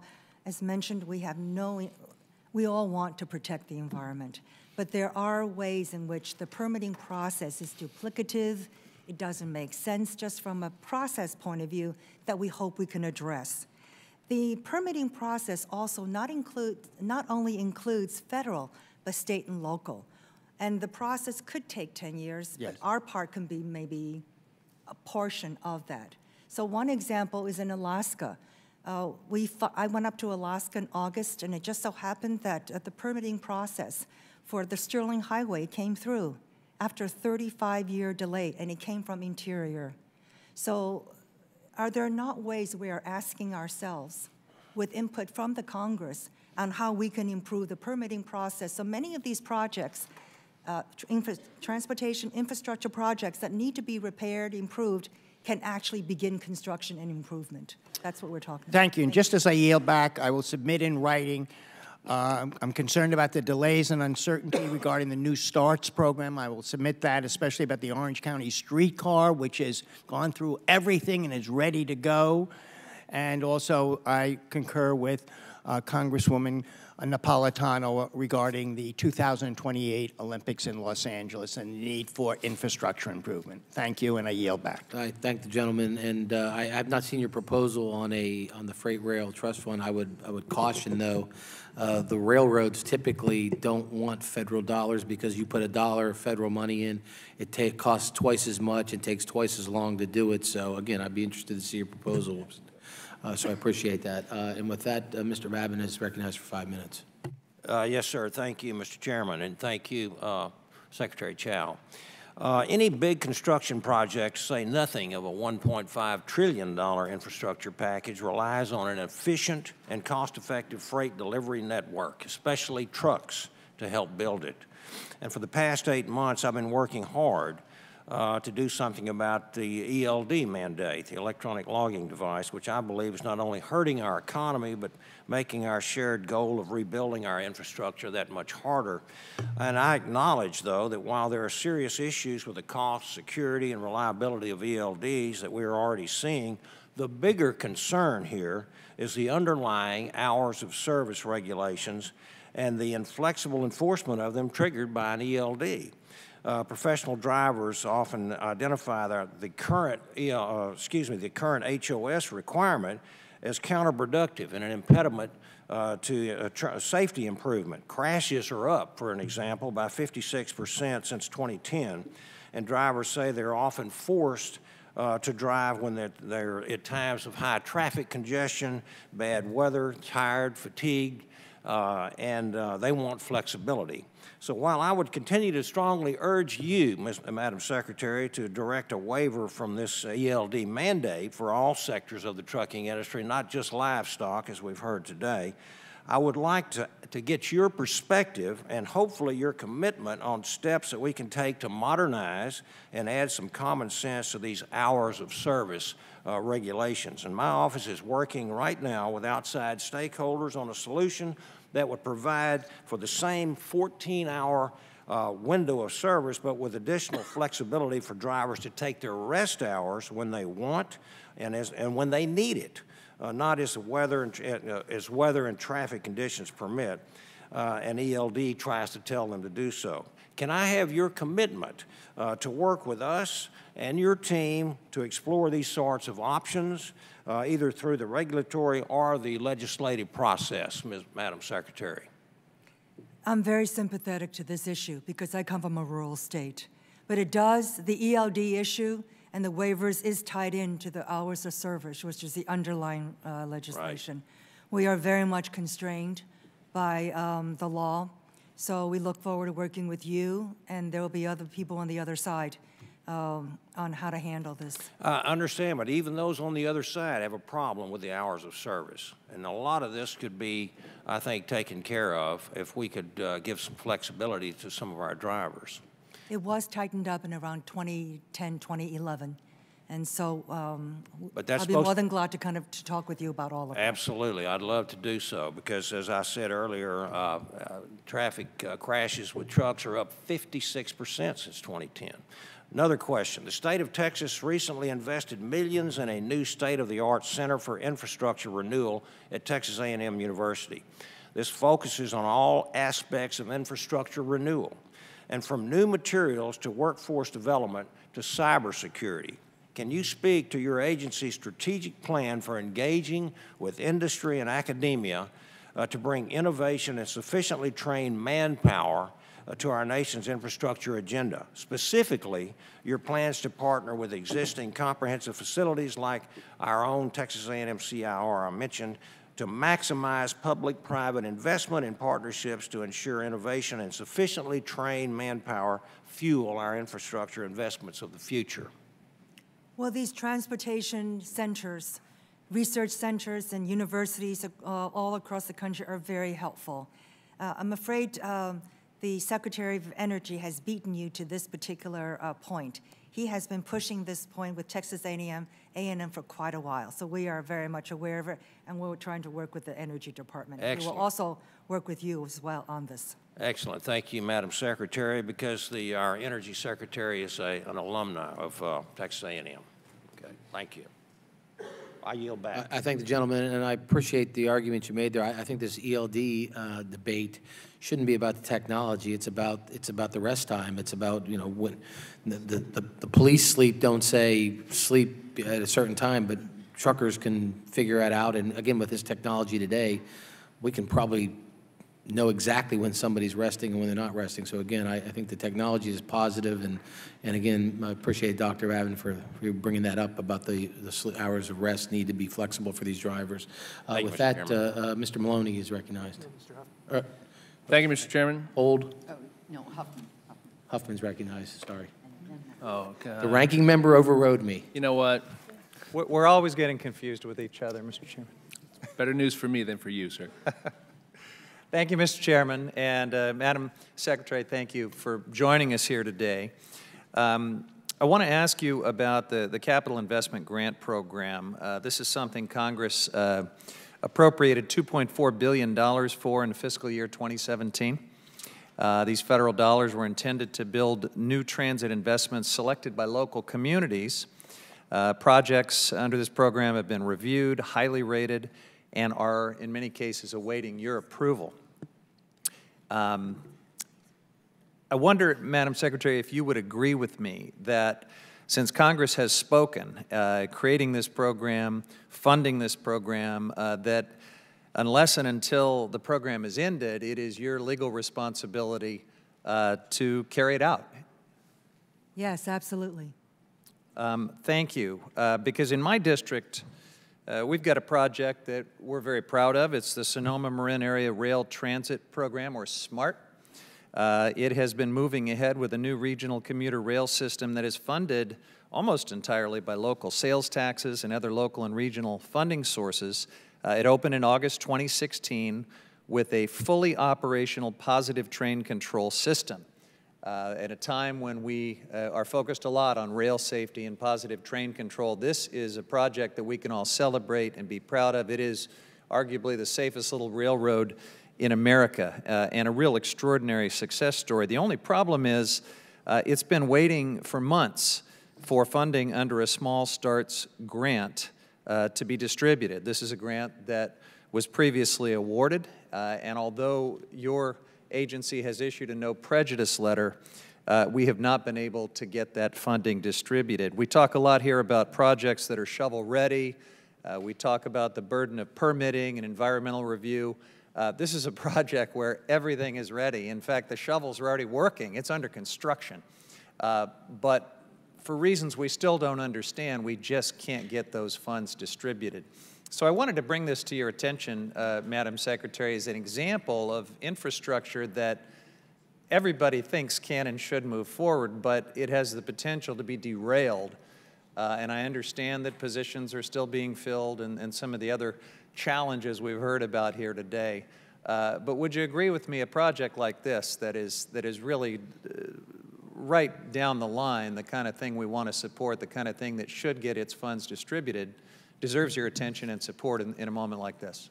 I will take a look at that project and see where it is at this point. That's much appreciated, and that's all I had for you, Madam Secretary, so I yield the balance of my time.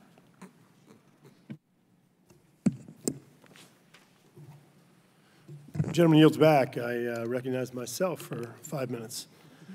Hey, look, you weren't here.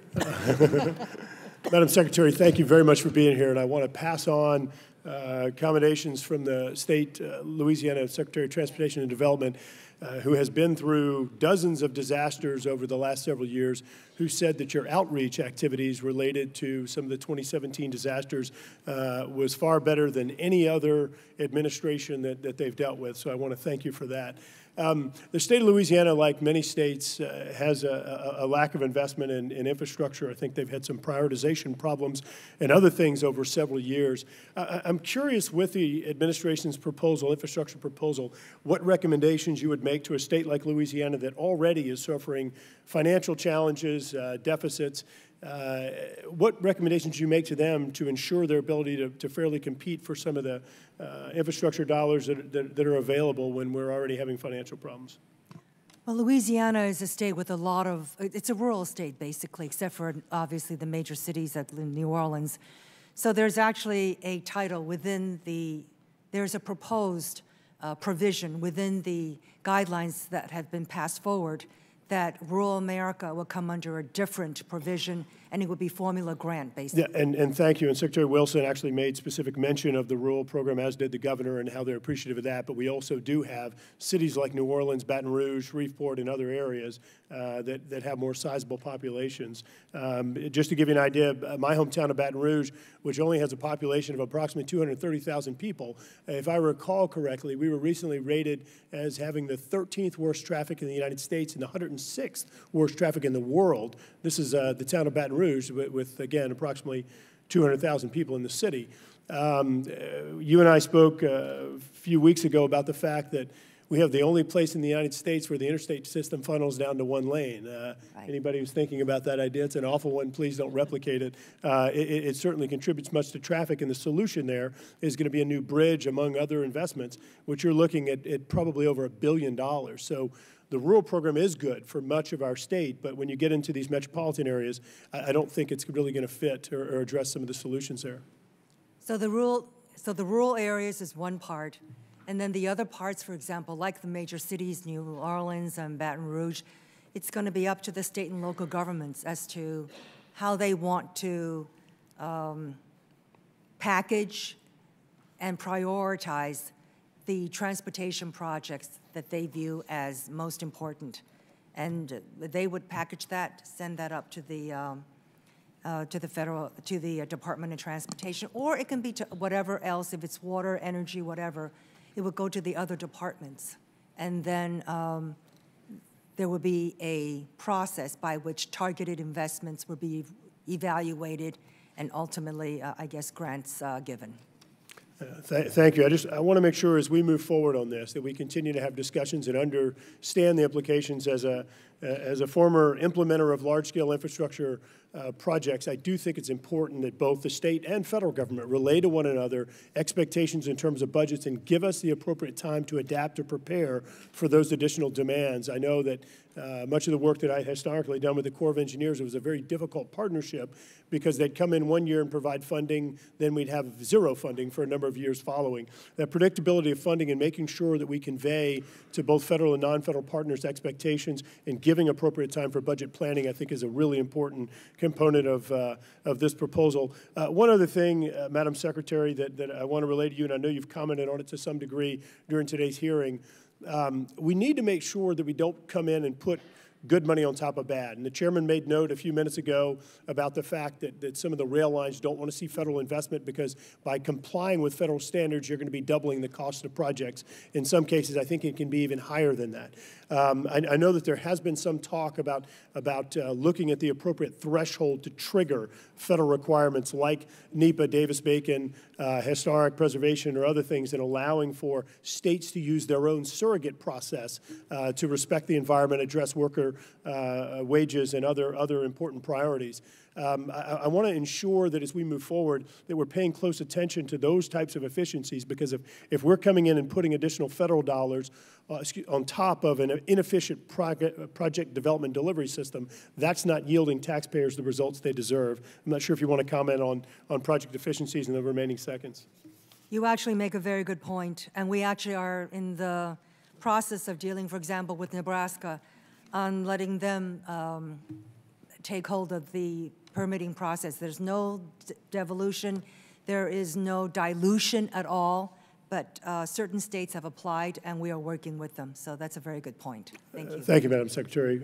Now I'm going to yield 5 minutes to the real gentleman from New York, Sean Patrick Maloney.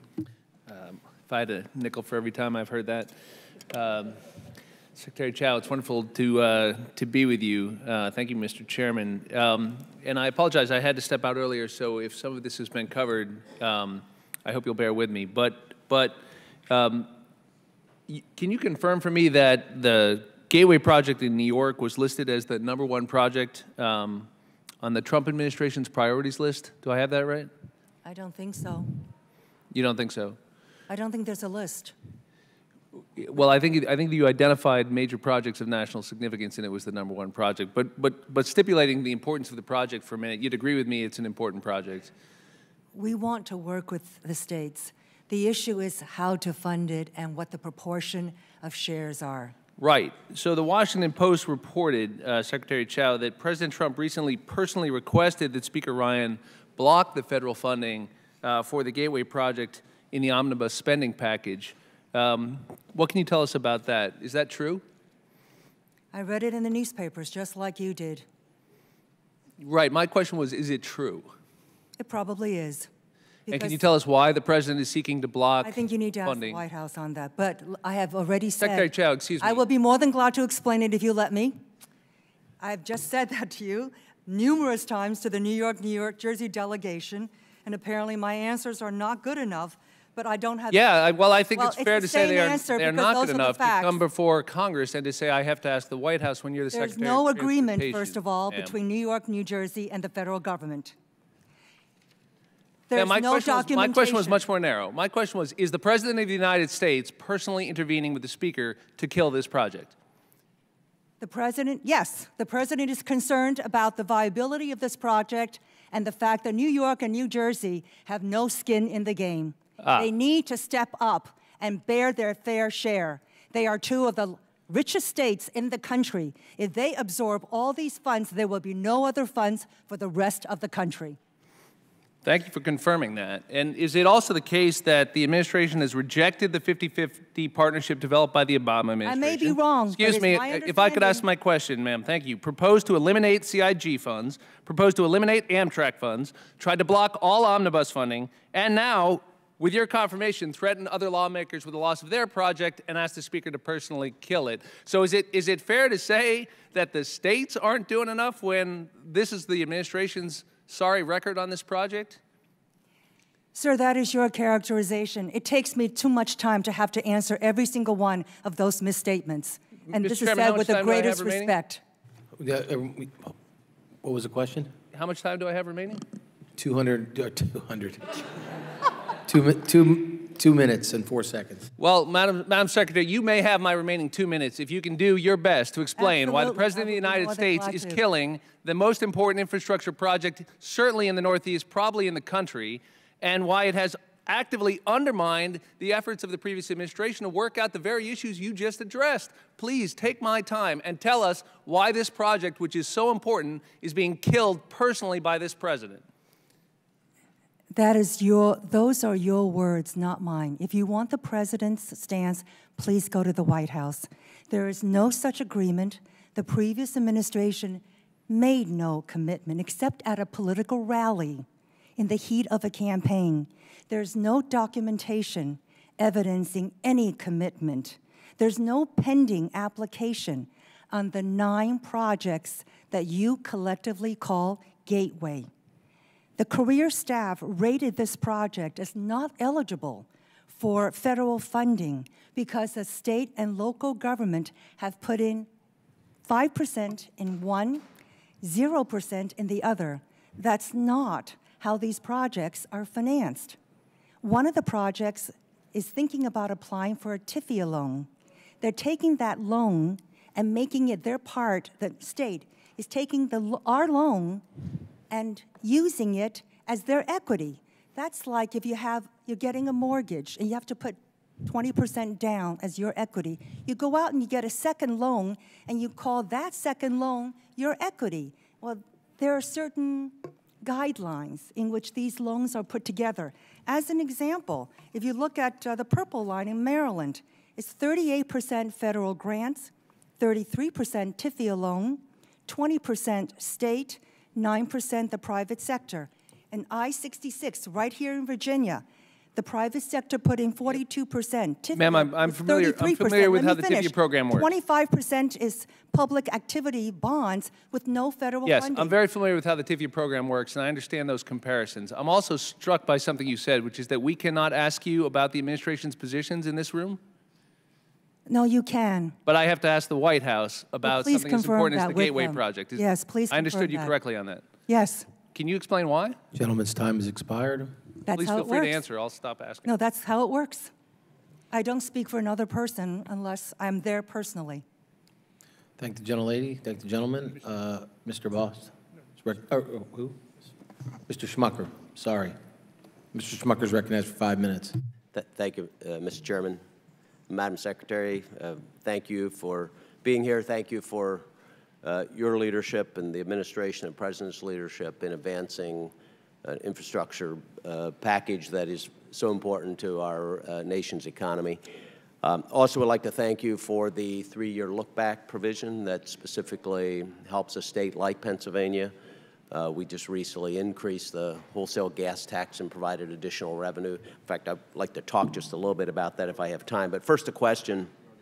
I had sent a letter to you last year in June of 2017 regarding the administration's position on the use of project labor agreements on highway projects that are receiving federal dollars. And it's important to me, important to my district, because we live in a state where project labor agreements have been used to exclude great companies and exclude many folks in the workforce from participating in jobs. And the letter I'd sent in June was a response to one specific project where that had occurred.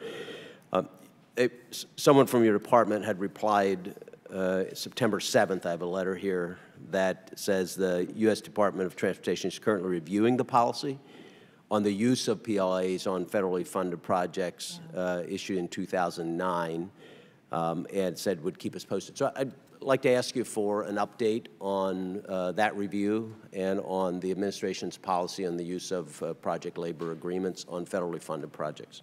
I'm actually very familiar with project labor agreements, having been the former Secretary of Labor. I think actually our response back is not totally correct, because we basically have to coordinate with the White House and also with the Department of Labor on that particular provision. But having said that, let me try to get some clarity for you on it. Yeah, I was. As far as I know, no decision has been made. I was pleased to see in the, your proposal the recognition of the need for individuals, for the workforce, essentially, to do the work that would be required in an infrastructure project. And you have one particular section on page 53 that talks about empowering workers, and you specifically talk about the need to allow workers with out-of-state skilled trade licenses to work in a particular state. And your reasoning for that, I think, is good, but could very much be applied to what I'm talking about with project labor agreements. You talk about preventing out-of-state professionals. You could say preventing non-union labor would reduce the speed of these projects, delaying the effect of the economic benefit they provide, would increase the cost of the projects by artificially limiting the supply of professionals available to work in these projects, and allowing that would speed project delivery, reduce project costs, provide flexibility to workers. And couldn't have described better what we're talking about with project labor agreements, which really does artificially prevent 86% of the workforce available in the construction industry from working on these projects, and so would provide for more inefficient use of federal dollars. So would really, really appreciate you making that a priority and establishing a policy that would prevent project labor agreements on any project with federal funding. Now back to, I have just a minute and 20 seconds. Back to what we had done in Pennsylvania. The chairman had mentioned this briefly. Pennsylvania increased the wholesale or took the ceiling off the wholesale price for gas and really created an infusion of new dollars into an infrastructure, in our case, mostly highways and bridges, that the public really understood the need for it. And I think the public does support additional funding for infrastructure when they understand the state of the infrastructure and they understand the economic benefit. But I think it's important to talk about that. And I think all stakeholders involved, including administration, really need to make the case for why this infrastructure funding and investment is so important. So I guess I'd like to hear from you what your plans are in that regard, what the plans are of the department and of the administration in terms of selling the infrastructure project to the public who needs it. Well, it's certainly a very important part of the infrastructure, and it's usually coordinated out of the White House. There are 12 different agencies that are involved with all of this, so that certainly should be done. Well, again, thank you for your leadership on this, and look forward to continuing to work with you. Thank you. Thank you, gentlemen. Ms. Bustos is recognized for 5 minutes. All right, thank you, Mr. Chairman, and also Vice Ranking Member Esty. Thank you very much. And thanks, Madam Secretary. I appreciate you being here today. I'm sure you remember this, but last time you were here, I told you a little bit about my congressional district. I'm kidding. You probably don't remember. No, actually, I study all of your congressional districts. But I represent the entire northwestern corner of the state of Illinois. Right. And it's mostly smaller towns, rural. It spans 7,000 square miles in 14 counties. So I'd like to talk a little bit about rural America as it pertains to infrastructure. And I really appreciate what Congressman Graves had brought up, where he raised that states are already struggling to fund roads and bridges in our rural communities. So I was really happy that the administration made a decision to earmark's not the right word, but to have part of the funding in the plan dedicated to rural America. And so I know specifically the plan calls for distributing rural formula funds in part based on rural lane miles. And so states like Illinois have plenty of rural roads, but also real needs in rural areas like drinking water systems, locks and dams, broadband, et cetera. So I'm wondering why the administration believes that the rural lane miles are a good way of allotting funds that are intended to be used for all kinds of infrastructure, if you wouldn't mind filling me in a little bit on that. I don't really have an answer. That was kind of what the group came up with. And if you think that is not a right way to do so, I'm very open. Okay, okay. Maybe we could put together a letter, or we could put together some thoughts, or happy to sit down with you about some of those other needs and maybe a funding formula that makes sense for some of these small towns. Well, the Congress is going to have a chance to mark up its own bill. So the good news is, and I really want to emphasize this, we may have differences, but we're actually quite open. Okay. So we want to work with you. Something doesn't make sense. I mean, the 3-year look back is another issue that I've heard a great deal about. We're very open to, how do we work with the Congress on all of these? Okay, I really appreciate that. I just think when you're looking at rural America, it is there are a lot of needs, and they are special needs that vary from urban America, and so really appreciate that offer to be able to work with you on that, and we'll take you up on that. Okay, question 2. The plan the administration released says the rural formula would also be adjusted to reflect policy objectives. Those were the words in the plan, policy objectives. And I don't know if you know the answer to this, but wondering if you could add a little more clarity on what that means by the policy objectives. We send principles up, but we basically want to make sure that rural America has its own particular needs. And so we left it very vague. And again, it's an effort to, aside from the formula, which we thought was going to be an easy way to distribute funds, but if the Congress doesn't agree with that, then we certainly we want to revisit that if that does not make sense. And with certain goals, I think we would like to have greater economic development, more job creation, greater economic vitality, which is why broadband and, veterans hospitals can be of great help in providing that part of the infrastructure for rural America as well. Okay, all right. I've got about a minute and a half, and if we have time for this also. So the plan on is silent to my knowledge on applying federal protections like Davis-Bacon. I know in your opening statements you mentioned that the bill was a workforce, it has a workforce component. So I'm wondering, specific to Davis-Bacon, if the administration supports the application of Davis-Bacon on the infrastructure projects that will come forward. The administration certainly has not disallowed it. This is a hugely important issue. There are people against it, but I frankly don't see how a bipartisan bill can exist, come into being without that provision. That's very good to hear. Let me see. So last question then.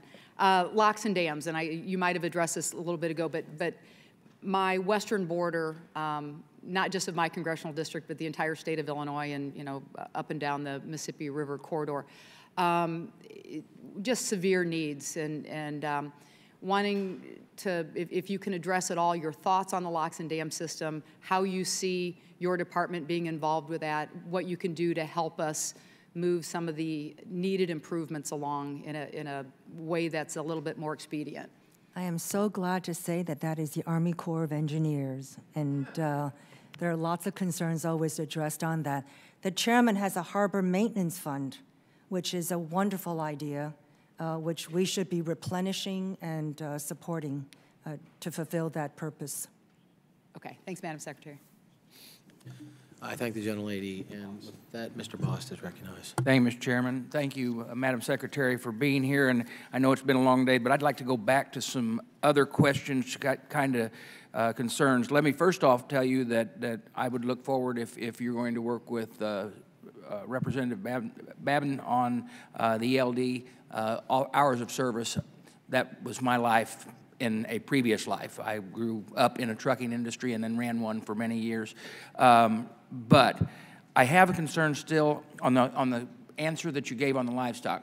The concern that I have is the original request on the livestock was a waiver for 5 years. and that was permitted, that was done in September. Now, you answered that we've given 90 days and 90 days, 90 days. Is it possible that they can get the 5-year? The second 90-day has not yet been given. Okay. It ends at the first waiver. The first waiver is not the waiver. There's a difference in term. One is a waiver, which is 90 days. One is an exemption. Okay. And we are Would the exemption be evaluating 5 years? The exemption is 5 years. Okay. Yeah. Okay. But there are very strict there are very strict criteria upon which that can occur. Okay. So I look forward to discussing it with both of you and others who are concerned. I would like to hear on the criteria, and the reason why I would like to hear on the criteria, because we know the concerns that we have with livestock. You can naturally figure that out, okay? When you're moving livestock, they don't care what the computer says. They're going to live and die and have good time and bad time in the back end of a vehicle being moved from point A to point B. And cause a lot of trouble and concerns for what we're trying to deal with. But we did grant the exemption, if the 5 years is an exemption, for the motion picture industry. Why did we do the motion picture industry, and what criteria was used on that in comparison to wanting to where livestock? I think it's probably easier to explain that. I'm trying to explain that. No, it's not easy. In fact, until this was brought up to my attention, I didn't even know that that waiver had been given. Okay. It's been explained to me. I don't quite understand it. Okay. So we understand the concerns of Congressman Babin, yourself, and many, many others. So if you could what I will do is this. I actually have a confirmed PAS, Presidential Appointee Senate confirmed, and that's Ray Martinez. Let me send him to your office. That would be wonderful. That would be wonderful. Have him hear from you firsthand your concerns with this issue, and because his office will be the one that will be issuing the waiver or the exemption. That's all we can ask for. Thank you very much for that. I've got another direction I want to go. When the administration rolled out and talked about its proposals for our infrastructure projects and everything like that, it was kind of silent. Originally in the campaign and when first being announced, the president had spoke up and said the Buy America language would be proposed in there, but he was kind of silent with that. What is your thoughts on the Buy American language being in there? Very much, of course, in support, because the president has made this very, very clear. So there are a number of other abiding authorities that are ongoing and existent, which are not mentioned specifically in the infrastructure proposal. You hear from some of the others from the Democrat side as well. And so those, I can't use I don't know the exact term, but these are overriding authorities, and they will prevail. Okay. Okay. Well, thank you for that. I'm bouncing all over the place, and I'm sorry for that, but these are questions that came up after other people asked questions. When you're this far down in the pecking order, you kind of have to add and change things around.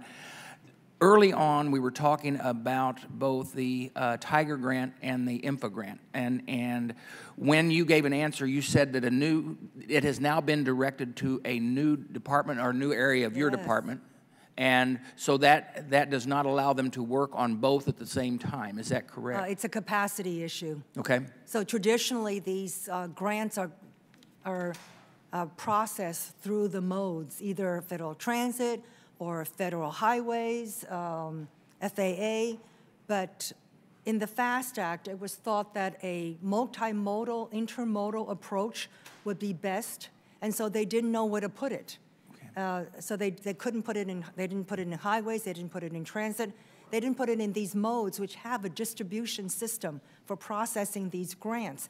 Instead, they gave it to the policy office, which by its very name, it's not an operational office, it's a policy office. So we've had to gear up, stand up an organization to be able to administer these two grant programs. One quick question before it runs out then. Yes. You said we went through the Tiger already. How quick do we think that infra I hope it comes out this week. The Tiger will be out this week, but infra, how long? We'll switch right to that, hopefully June. Okay, all right, thank you very much. Early summer. I thank the gentleman. I now recommend Mr. Carson for 5 minutes. Thank you, Chairman. Thank you, Madam Secretary. Madam Secretary, the administration contends that the procurement process is broken and that this is a major factor as to why the FAA hasn't made more progress with NextGen. Madam Secretary, what steps can the department take today to improve the procurement process, and what statutory burdens or impediments are in the way of that are slowing the transition to next air to air traffic control, for example? Well, the FAA doesn't have to follow the procurement. They were carved out, but but they've continued to follow it. I think there were fears about litigation, so that it takes the FAA a very long time to get new equipment. And I already have 15. Not me in this administration, but there have been recently in the last 4 or 5 years, 8 years maybe, 15 IG reports criticizing the Next Gen project and its progress. So it's a big concern. And lastly, like everyone here who's concerned about their district, there's been a proposal that suggests the elimination of funding for previously approved capital improvement grants like the Red Line in Indianapolis. And fortunately, there is a continued bipartisan support effort in Congress for these projects for fiscal year 2017, that has already been appropriated. Yet local officials in my district are concerned about the unexplained delays in releasing these funds. Madam Secretary, Indianapolis has 2 bus rapid transit projects awaiting appropriated funds, the Red Line and the Purple Line. We're wanting to know what the holdup is, and when will the administration end the delays and objections to transit and approve these projects? Well, we don't like delays, and we don't intend to delay. If there has been a delay, let me take a look at that. I'm not aware of that. Thank you, ma'am. I yield back, Mr. Chairman. I thank the gentleman. Mr. LaMalfa is recognized for 5 minutes. Thank you, Mr. Chairman. Thank you, Secretary, for being here today and enduring what you have to with some what goes on around here. Let me narrow down. I was pleased to work with Mr. Babin last year on the ELD issue, and I appreciate the comments of several of my colleagues here, Mr. Bosna and others, on the issues with ELD. Now, it's one thing for Washington several years ago to legislate ELDs. They'll be great. Everybody will love them. And indeed, that has worked out for probably a lot of folks. So larger outfits that are have ability to afford and train many drivers on that. But we get down, again, to one size doesn't fit all. You have unique single carriers, mom and pop, whatever you want to call it, and industries that it doesn't always adapt well to with agriculture and livestock. And I greatly appreciate that there has been that exemption done so far for the 90 days. But we're coming up on March 18th here, where if nothing is done to further that exemption or have the waiver and get to an exemption status, then March 19th, there's going to be a lot of haulers that have really no way to do this right. And when we come down again to the unique situation of hauling livestock, or maybe we can even talk about hazardous materials or maybe other ag products, but livestock, these are animals on the hoof, in a trailer, and because of unknowable conditions, traffic, weather, what have you, they got to get A to B. And some of those are very long hauls when we're talking about livestock processing, which seems to be not something that's in everybody's backyard due to zoning. Much of this has to go on in the Midwest, and long hauls we're talking about. So yes, I agree indeed. I saw several colleagues shaking their heads. Hours of service is a problem. We need flexibility on this. We need flexibility that really works for the drivers and the people that are striving to do this and do it well. So I'd like to ask you, please, really, really look at, and Mr. Bross brought up the Motion Picture Association has a 5-year exemption now. And because my understanding is that they do a really good job on their records of duty status, so they don't need the ELD. And so it's also well known that the livestock haulers, these are well-trained individuals because they're hauling very valuable commodities that are perishable. They're animals. They're very well trained, and they have a tiny, tiny percentage of accidents, much lower than the average. So we ought to look at that as, given that good record, that they should be able to look at a similar exemption as motion picture, at least for this next 2 weeks, since the 18th is, they'll wake up on the 19th if there's not an additional waiver done of being either outside the law or endangering their animals, or even themselves have to do some things. So let me ask you, can we please look at, in the short term, an additional waiver, but a really good hard look add a 5-year type exemption similar to the motion picture industry, which I would submit that the agricultural products have a heck of a lot more value given watching the Oscars the other night than some of the product coming out of Hollywood. I'm very sympathetic to this issue, and we are very much aware of the March 18th deadline. We, in fact, just had a meeting on it yesterday. As you pointed out, the hours of service is the issue, and we are very much bound, constrained by legislation and regulations we'll work on that that. side, Madam Secretary, but for the short term, this is what we need, you know, and I'm sorry, please go on. So let me have also Ray Martinez and Kathy Gaudreau. We now have 2 people over there, and they should be really paying a visit to all of you. Well, maybe to get me and your my- input and also to explain the difficult situation that we find ourselves and how do we go forward. Well, I'd be happy to help put together a group of my colleagues on that, and we can, you know, have a good, productive opportunity to speak Thank about you. that, because, and I do appreciate it. But we will act before March 18th. Yeah. Okay, Yeah, good. So absolutely. that's a commitment that we can at least find some breathing room for these folks that are, again, have mere days left.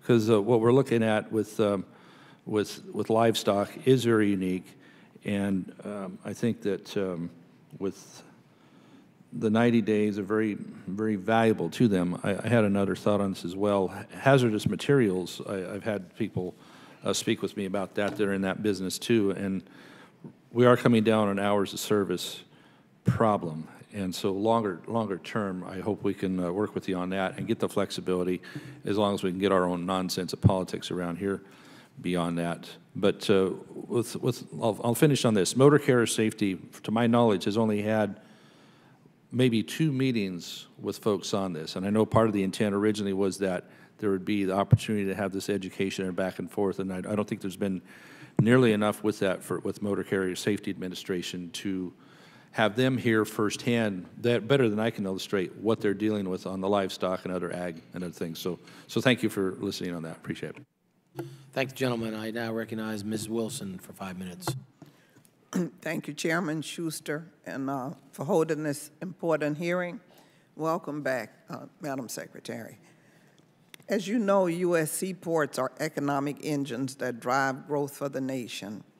U.S. seaports activity generates more than $320 billion a year in federal, state, and local revenue.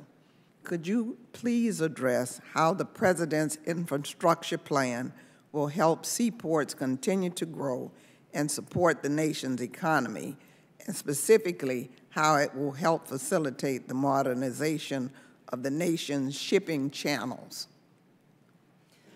Well, the ports are part of the infrastructure, and so they are part of the proposals that will be addressed by the local and state governments. We're not in, so they're not excluded.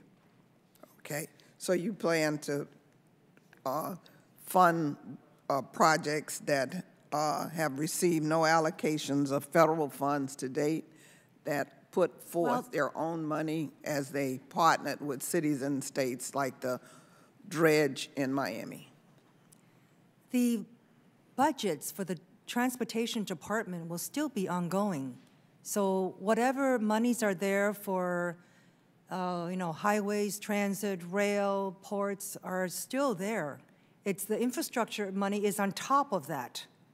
And so the ports have access to Tiger grants. They have access to these maritime grants even, and the infra grants as well. Okay. On top of the regular funding that the department puts out. Good, okay.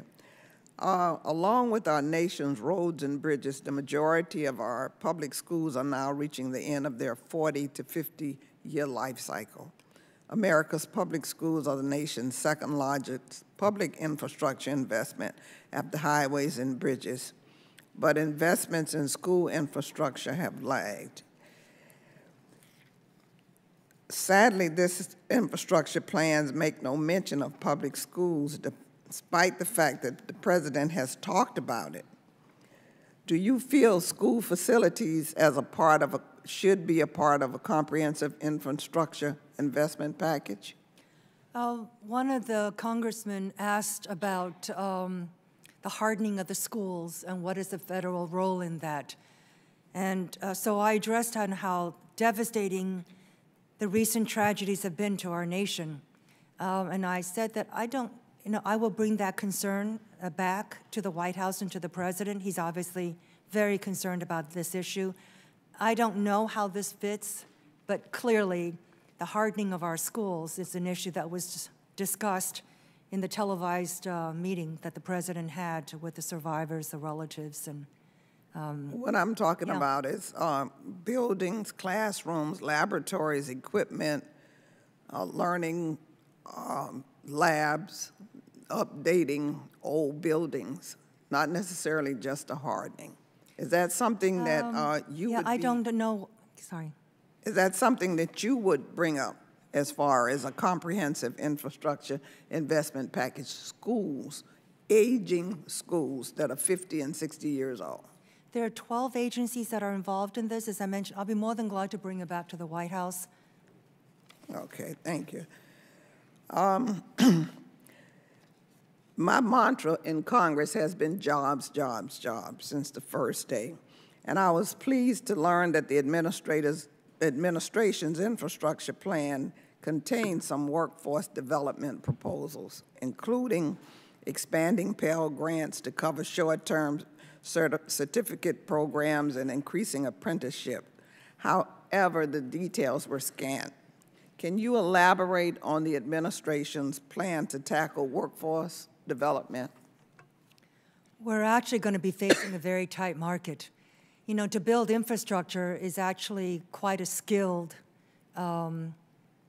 it's a skill. It's a trade, skill that we don't have enough of, which is why the workforce development and retraining and training provision was put into the infrastructure proposal. The details are to be fleshed out in conjunction with the Congress. We sent principles rather than legislative language in a show of, I think, deference and also partnership with the Hill that we want to work on these things. Thank you. Chairman Schuster, I have additional questions. Can I submit them? Yes, you may submit it for right. follow-up because we're out of time. Thank you so much. Thank you very much, Mrs. Wilson. Mr. Westerman is recognized for 5 minutes. Thank you, Chairman. Thank you, Secretary Chao, for your leadership and for the administration's focus on infrastructure. Hopefully we can work together to get a good package out for the country. I represent a rural district in Arkansas with a lot of infrastructure needs. I know that we have to look at all methods in funding infrastructure projects. There's really not any private-public partnerships or toll systems that would work on the infrastructure in Arkansas. But as we look at one particular project, Interstate 49, that passes through my district, this is part of an interstate system that reaches from the Gulf to Canada. Interstate 49 goes from New Orleans up to Kansas City, and then there are 2 other interstate routes on up to the Canadian border. But if you look at that whole transportation corridor, the only part that's not finished is Interstate 49 in western Arkansas. It's about a $3.2 billion project. It's not just critical for my district and our state, but it's critical for that whole region of the country, and I would say the whole country, as we see more goods moving back and forth to the Gulf and to Canada. So my question on that is, how do we, when we get into these infrastructure projects, how do we make the case for the importance of that project? Is that one that you're aware of? And is there most of recognizing the unique needs of rural America, the infrastructure bill does have a provision that addresses just infrastructure in rural areas, and that's about 20% of the federal funds, and it will be done on a formula basis. 90% of it, 80%, 90% of it. So of the 50 billion that I believe you proposed, 40 billion will be by formula. Okay, so that's. And obviously there was some disagreement as to how that formula would go, and we're very open to discussing it. Yeah, so we'd want to work with you on the formula and how that affects rural areas. You know, there's also another Interstate 69 that goes from Houston to Detroit. there's less of that interstate system that's completed, but I know there's parts of it that go through Mississippi, Tennessee, and Kentucky, and I would advocate as strongly for Interstate 69 in those other states, because until the whole corridor is complete, it doesn't do a lot of good for the areas that could benefit from it. Also, I know this might be an area that, from some of your previous comments, but on the navigable waterways, the McClellan Kerr system on the Arkansas River is in need of repair. There's a 12-foot channel project that would take a lot of traffic off of the interstate system. The operators on that river have already self-imposed a 45% increase on their fuel tax. But how do we get more attention and funding on these inland waterways? Well, thank you very much for bringing it to my attention. And a lot of it is actually the Army Corps of Engineers. It doesn't even go through the Maritime Administration. So MARAD used to have a deputy administrator for inland waterways, and I've come back like 26 years later, and I don't know where that position went. So it is important, and we need to talk more about it, and we'll be more than glad to work with you on it. Yeah, maybe we can work together with the Corps to make sure that these, some of these structures have outlived their useful life, and one failure on one of those 13 locks and dams could shut down a lot of river traffic, disrupt the economy, and put a lot more trucks out on the interstate. So I know you've got, it's a big country, you've got a lot of things to look over, and I just want to offer that if there's any way that me or my office can help, please reach out to us, and thank you again for being here. I yield back. Thank you for your offer. Thank the gentleman. Mr. Solanese is recognized for 5 minutes.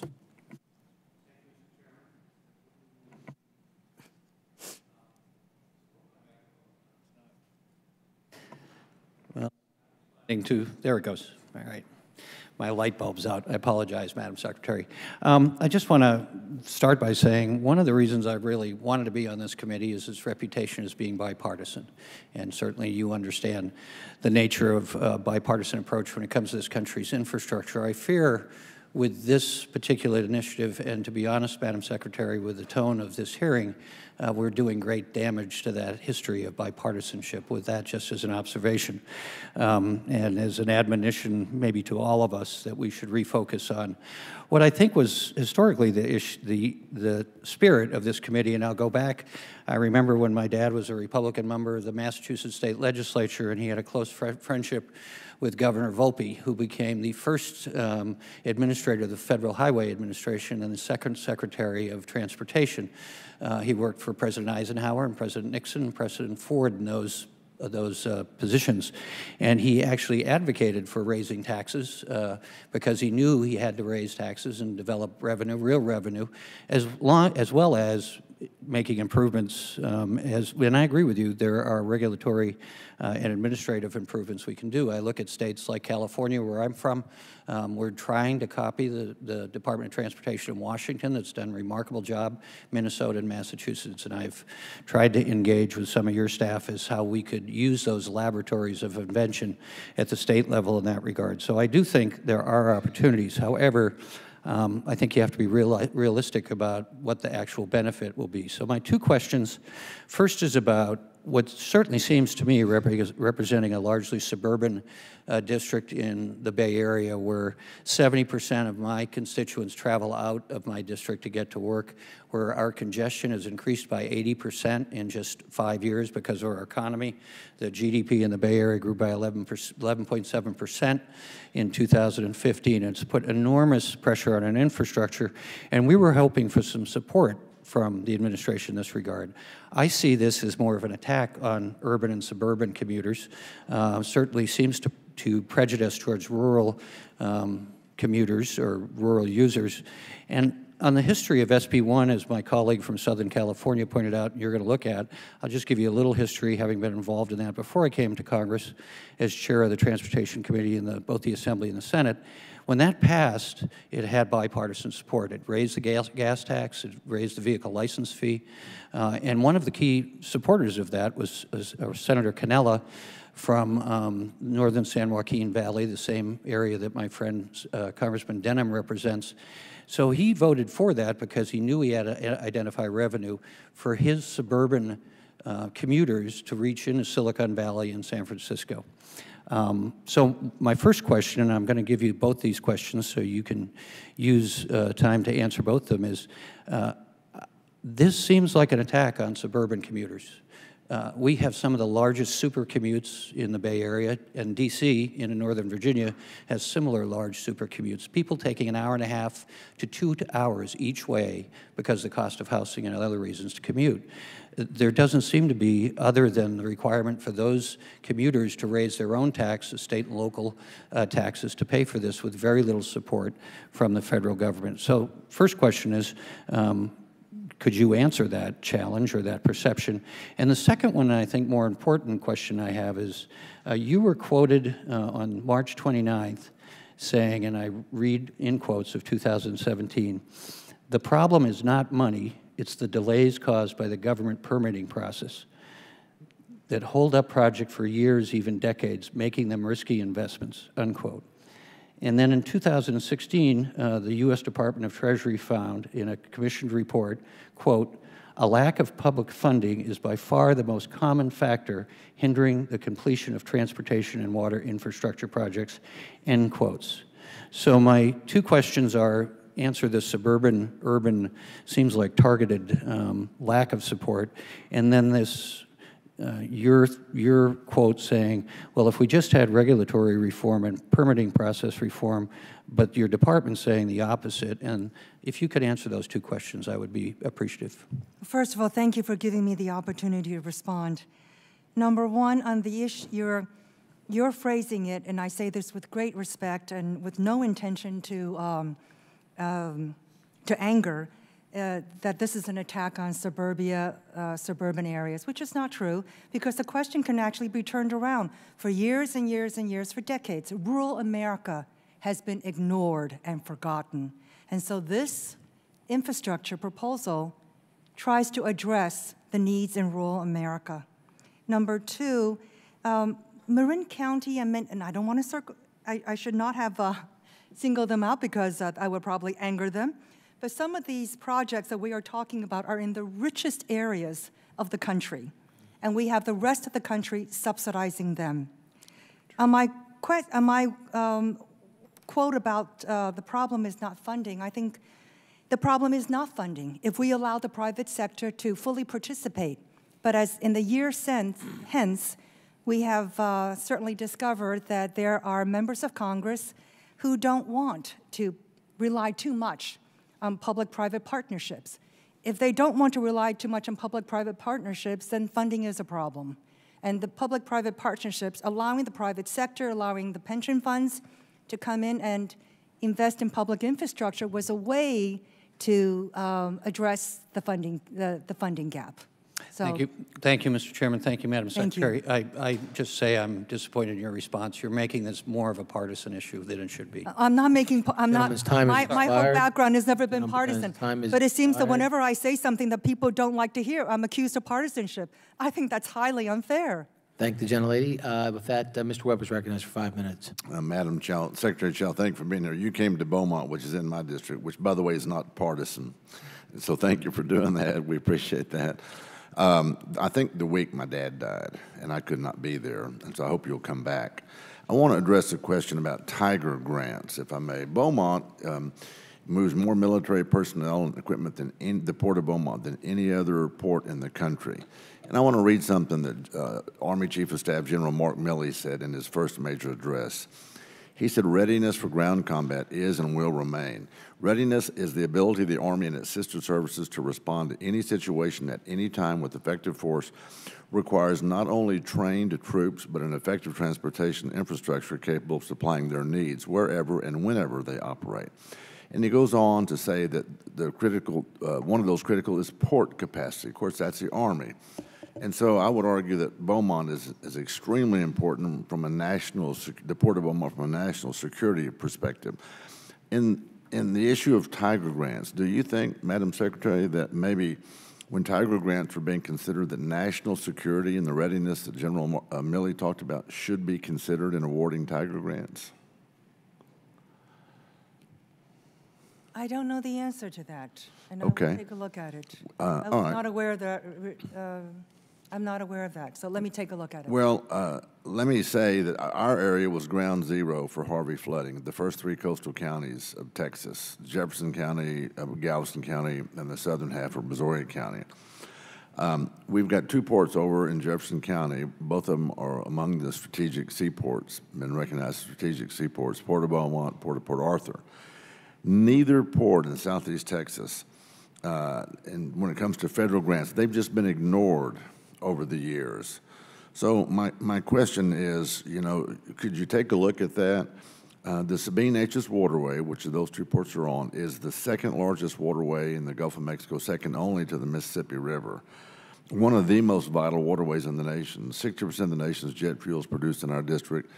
Almost 90-something% of the nation's LNG is exported at Sabine-Neches waterway. It's huge when it comes to national security and even to energy. Noting the fact that there's been a lot of Harvey destruction there on the Gulf Coast of Texas, we would like to see y'all have a policy of awarding Tiger grants where you don't only just put one Tiger grant in one area, but in a region. Maybe you could consider more than one Tiger grant. And maybe you might even consider the fact of the devastation from the recent Hurricane Harvey and others. I realize there's others around the country. Of course, this is my district.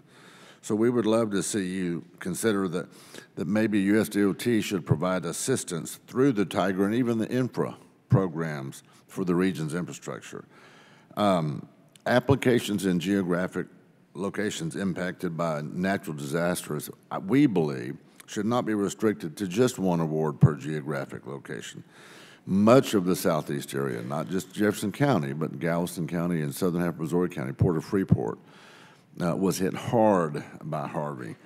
So we would like to have some conversation with someone from your office about maybe looking at the way those Tiger grants are awarded and perhaps talking about the infrastructure here on the Gulf Coast of Texas that's so vital to energy, so vital to military readiness. And we'd love to have the name of somebody in your office to reach out to so that we could have that discussion. Would you be open to, number one, having your staff look at it, and number two, getting back with us on it? Sure, we'll be glad to set that up. That's easy enough. And I appreciate you being here because Harvey was very, very nonpartisan, and it helped, you guys helping us would help everybody, and we appreciate you. Thank you. Thank you. Thank the gentleman. Mr. Cohen's recognized for 5 minutes. Thank you, Mr. Chair, and thank you for having the hearing. And Secretary Chao, it's nice to have you here and back in government service. I thank you for your past service. In 2016, I wrote to Secretary Fox in support of the Tennessee Department of Transportation's application for what was then called a fast lane grant for roadway improvements along the Lamar Avenue, not named for Lamar Alexander, but strongly supported by Lamar Alexander, corridor in Memphis. Are you familiar with the Lamar Avenue corridor project by chance? I am not. Well, not kind of surprised that you aren't because it's a local issue, but it's very important nationally as well.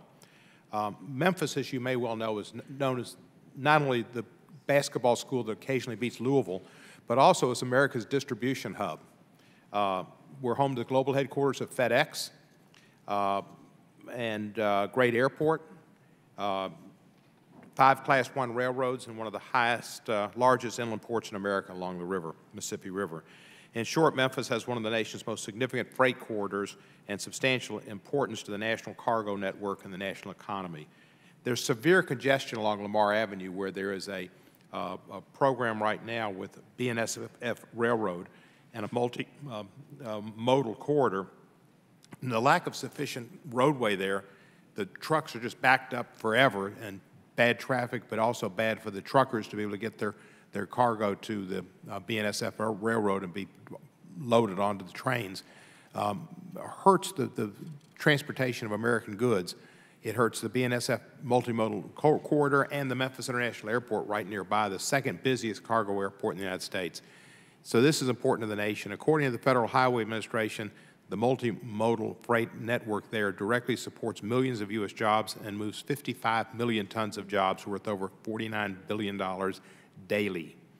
System strains and inefficiencies, including congestion, is estimated to cost $1 trillion annually, 7% of the U.S. economic output.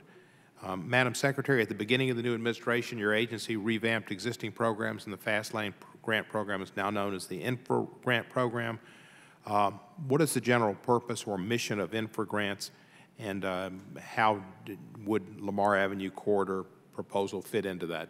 I don't know, because I'm not in the processing or the deliberative. There are several cuts to all of these grants, so I'm not aware of that.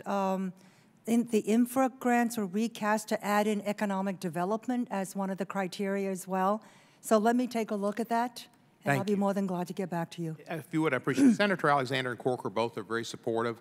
I'm sure Representative Kustoff is as well, and Governor Haslam was. It came from the Department of the Transportation who made the request. Is there anything you know of offhand, or somebody on your staff with you, that you can advise us on possibly make a more compelling case for the future consideration of this grant? Let me check up on what the status is, and again, I'll be more than glad to get back to you. Thank you. You should also know what some of the concerns are, sure. And then I have questions here at the end, and I'm surprised this hasn't been asked yet. What's your opinion of the NCAA's infractions on the University of Louisville basketball program? Oh, I am in such big trouble. It's been very sad. It's been really, really Was the sad. NCAA wrong to punish Louisville like they did, or were they right?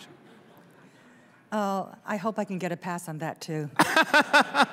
Well, they did it. It's been very sad for the whole community. They did it to Memphis first with Calipari, and with Pitino, you got it second. So I feel your pain. I see that banner up in the FedEx Forum, even though it's not there. And you'll be able to see it in the Yum Center, because it'll be there, even though it's not there. But there have been wonderful young men who played in that game, and now they're not going to have their... Good luck in the tournament. Thank you. I yield back the balance of my time. Thank the gentleman. Now I'll recognize Ms. Plaskett for 5 minutes. Thank you very much, Mr. Chairman and Ranking Member. Thank you, Secretary Chao, for being here this afternoon with us. And I especially want to thank you for coming to the Virgin Islands and Puerto Rico and to all the places that you visited that had been affected by the 2017 hurricane season. There's been much discussion in this hearing about, in particular, the $50 billion Rural Infrastructure Program. And one of the questions that I have relates to, in that program, it states that portion of the Rural Infrastructure Program funds will be set aside for tribal infrastructure and territorial infrastructure, with the remainder available to the states. Now, the U.S. territories have been subjected to substantial infrastructure funding cuts over the last 25 years, while the 50 states and the District of Columbia have received increases. These cuts have resulted in deterioration of our public highway system, enormous damage to our ports. I know that you've been a frequent visitor to the U.S. Virgin Islands, and I know that our governor and others have spoken with you about that issue. How much of the $50 billion in Rural Infrastructure Program funding does the administration expect to set aside for territorial infrastructure, and how might that set aside for territorial infrastructure be apportioned among the territories? That's a very good question. I don't know. And I certainly think that your concerns are very reasonable.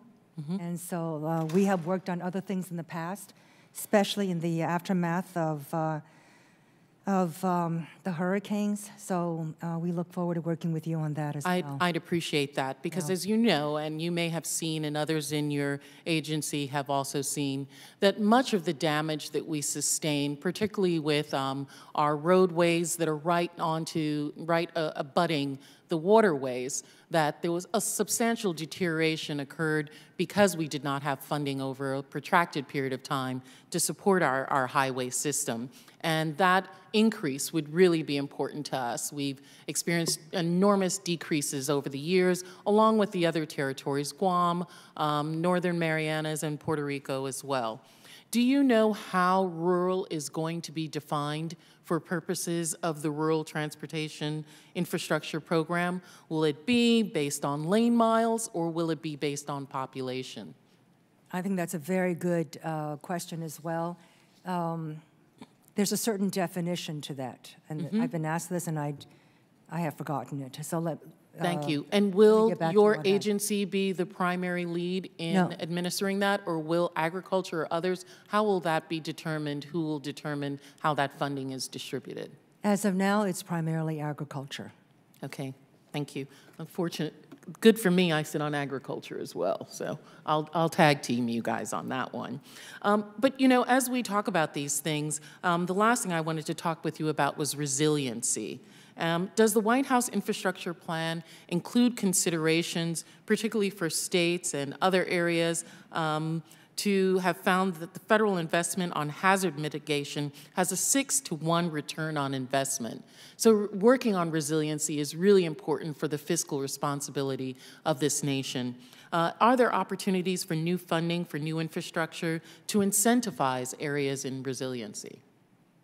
You make a very good point. As of now, I think, if anything, there is a bias toward building new structures rather than maintenance. And in that resiliency, one of the things, as well as this federal program that you were discussing, much of it is to incentivize local and municipal areas. I know that the chairman has says that in Pennsylvania, they've expended all of their resources at the state level and the local level to do the matching that's necessary for the federal government.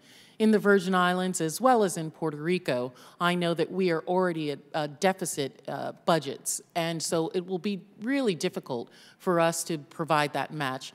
As well as, are there mechanisms in your thought and the thought of the administration or the president, and how we can add additional incentives to bring private investment to create public-private partnerships? Well, U.S. Virgin Islands is part of the rural parts. It would be eligible for the rural title, and you will be, the Virgin Islands will be part of that, and 40%, 40 billion of that will be formula, 10 billion will be competitive. We're currently doing the formula on a lane mile basis, which obviously some people don't agree with. So we will look forward to working with Congress as you rewrite this bill or whatever on addressing these issues. Thank you so much. Thank you, gentlelady, and Madam Secretary, thank you so much for being with us today. Appreciate your frankness. Again, there are some folks that are going to submit questions in writing to you. We'd appreciate that response. But again, thanks for taking the time, and thanks for your public service. Thank you. Thank you. I ask unanimous consent that the record of today's hearing remain open until such time as our witnesses have provided answers to any questions that may be submitted to them in writing, and unanimous consent to that record remain open for 15 days for additional comments and information submitted by members or witnesses to including the record of today's hearing. The gentlelady from Connecticut is recognized. Thank you, Mr. Chairman, and again, thank you, Secretary Chao, and we appreciate your persistence and resilience under this very long hearing, and thank you, and to your staff for staying with us here all the way to the end. We had a record participation, I think, of members, which I think does underscore, yes, concerns, but also really deep desire and commitment to get something done for the American people, and we can assure you we really do want to figure out a way to get to yes with the administration on something that will be good. Well, our intent is absolutely the same. We may have differences, but let me please emphasize again, we want to work with the Congress on a bipartisan basis. Thank you. And Mr. Chairman, I'd like to ask unanimous consent to enter into the record letters from the following organizations to be included as part of today's hearing record: Advocates for Highway and Auto Safety and several other safety advocates, ITS America, Alabama Rivers Alliance and a collection of other environmental advocates, Rebuild America's Schools, a letter from the National League of Cities and NATSO, and a letter from the New Democrat Coalition. Without objection, so ordered. And with that, the committee stands adjourned. Thank you.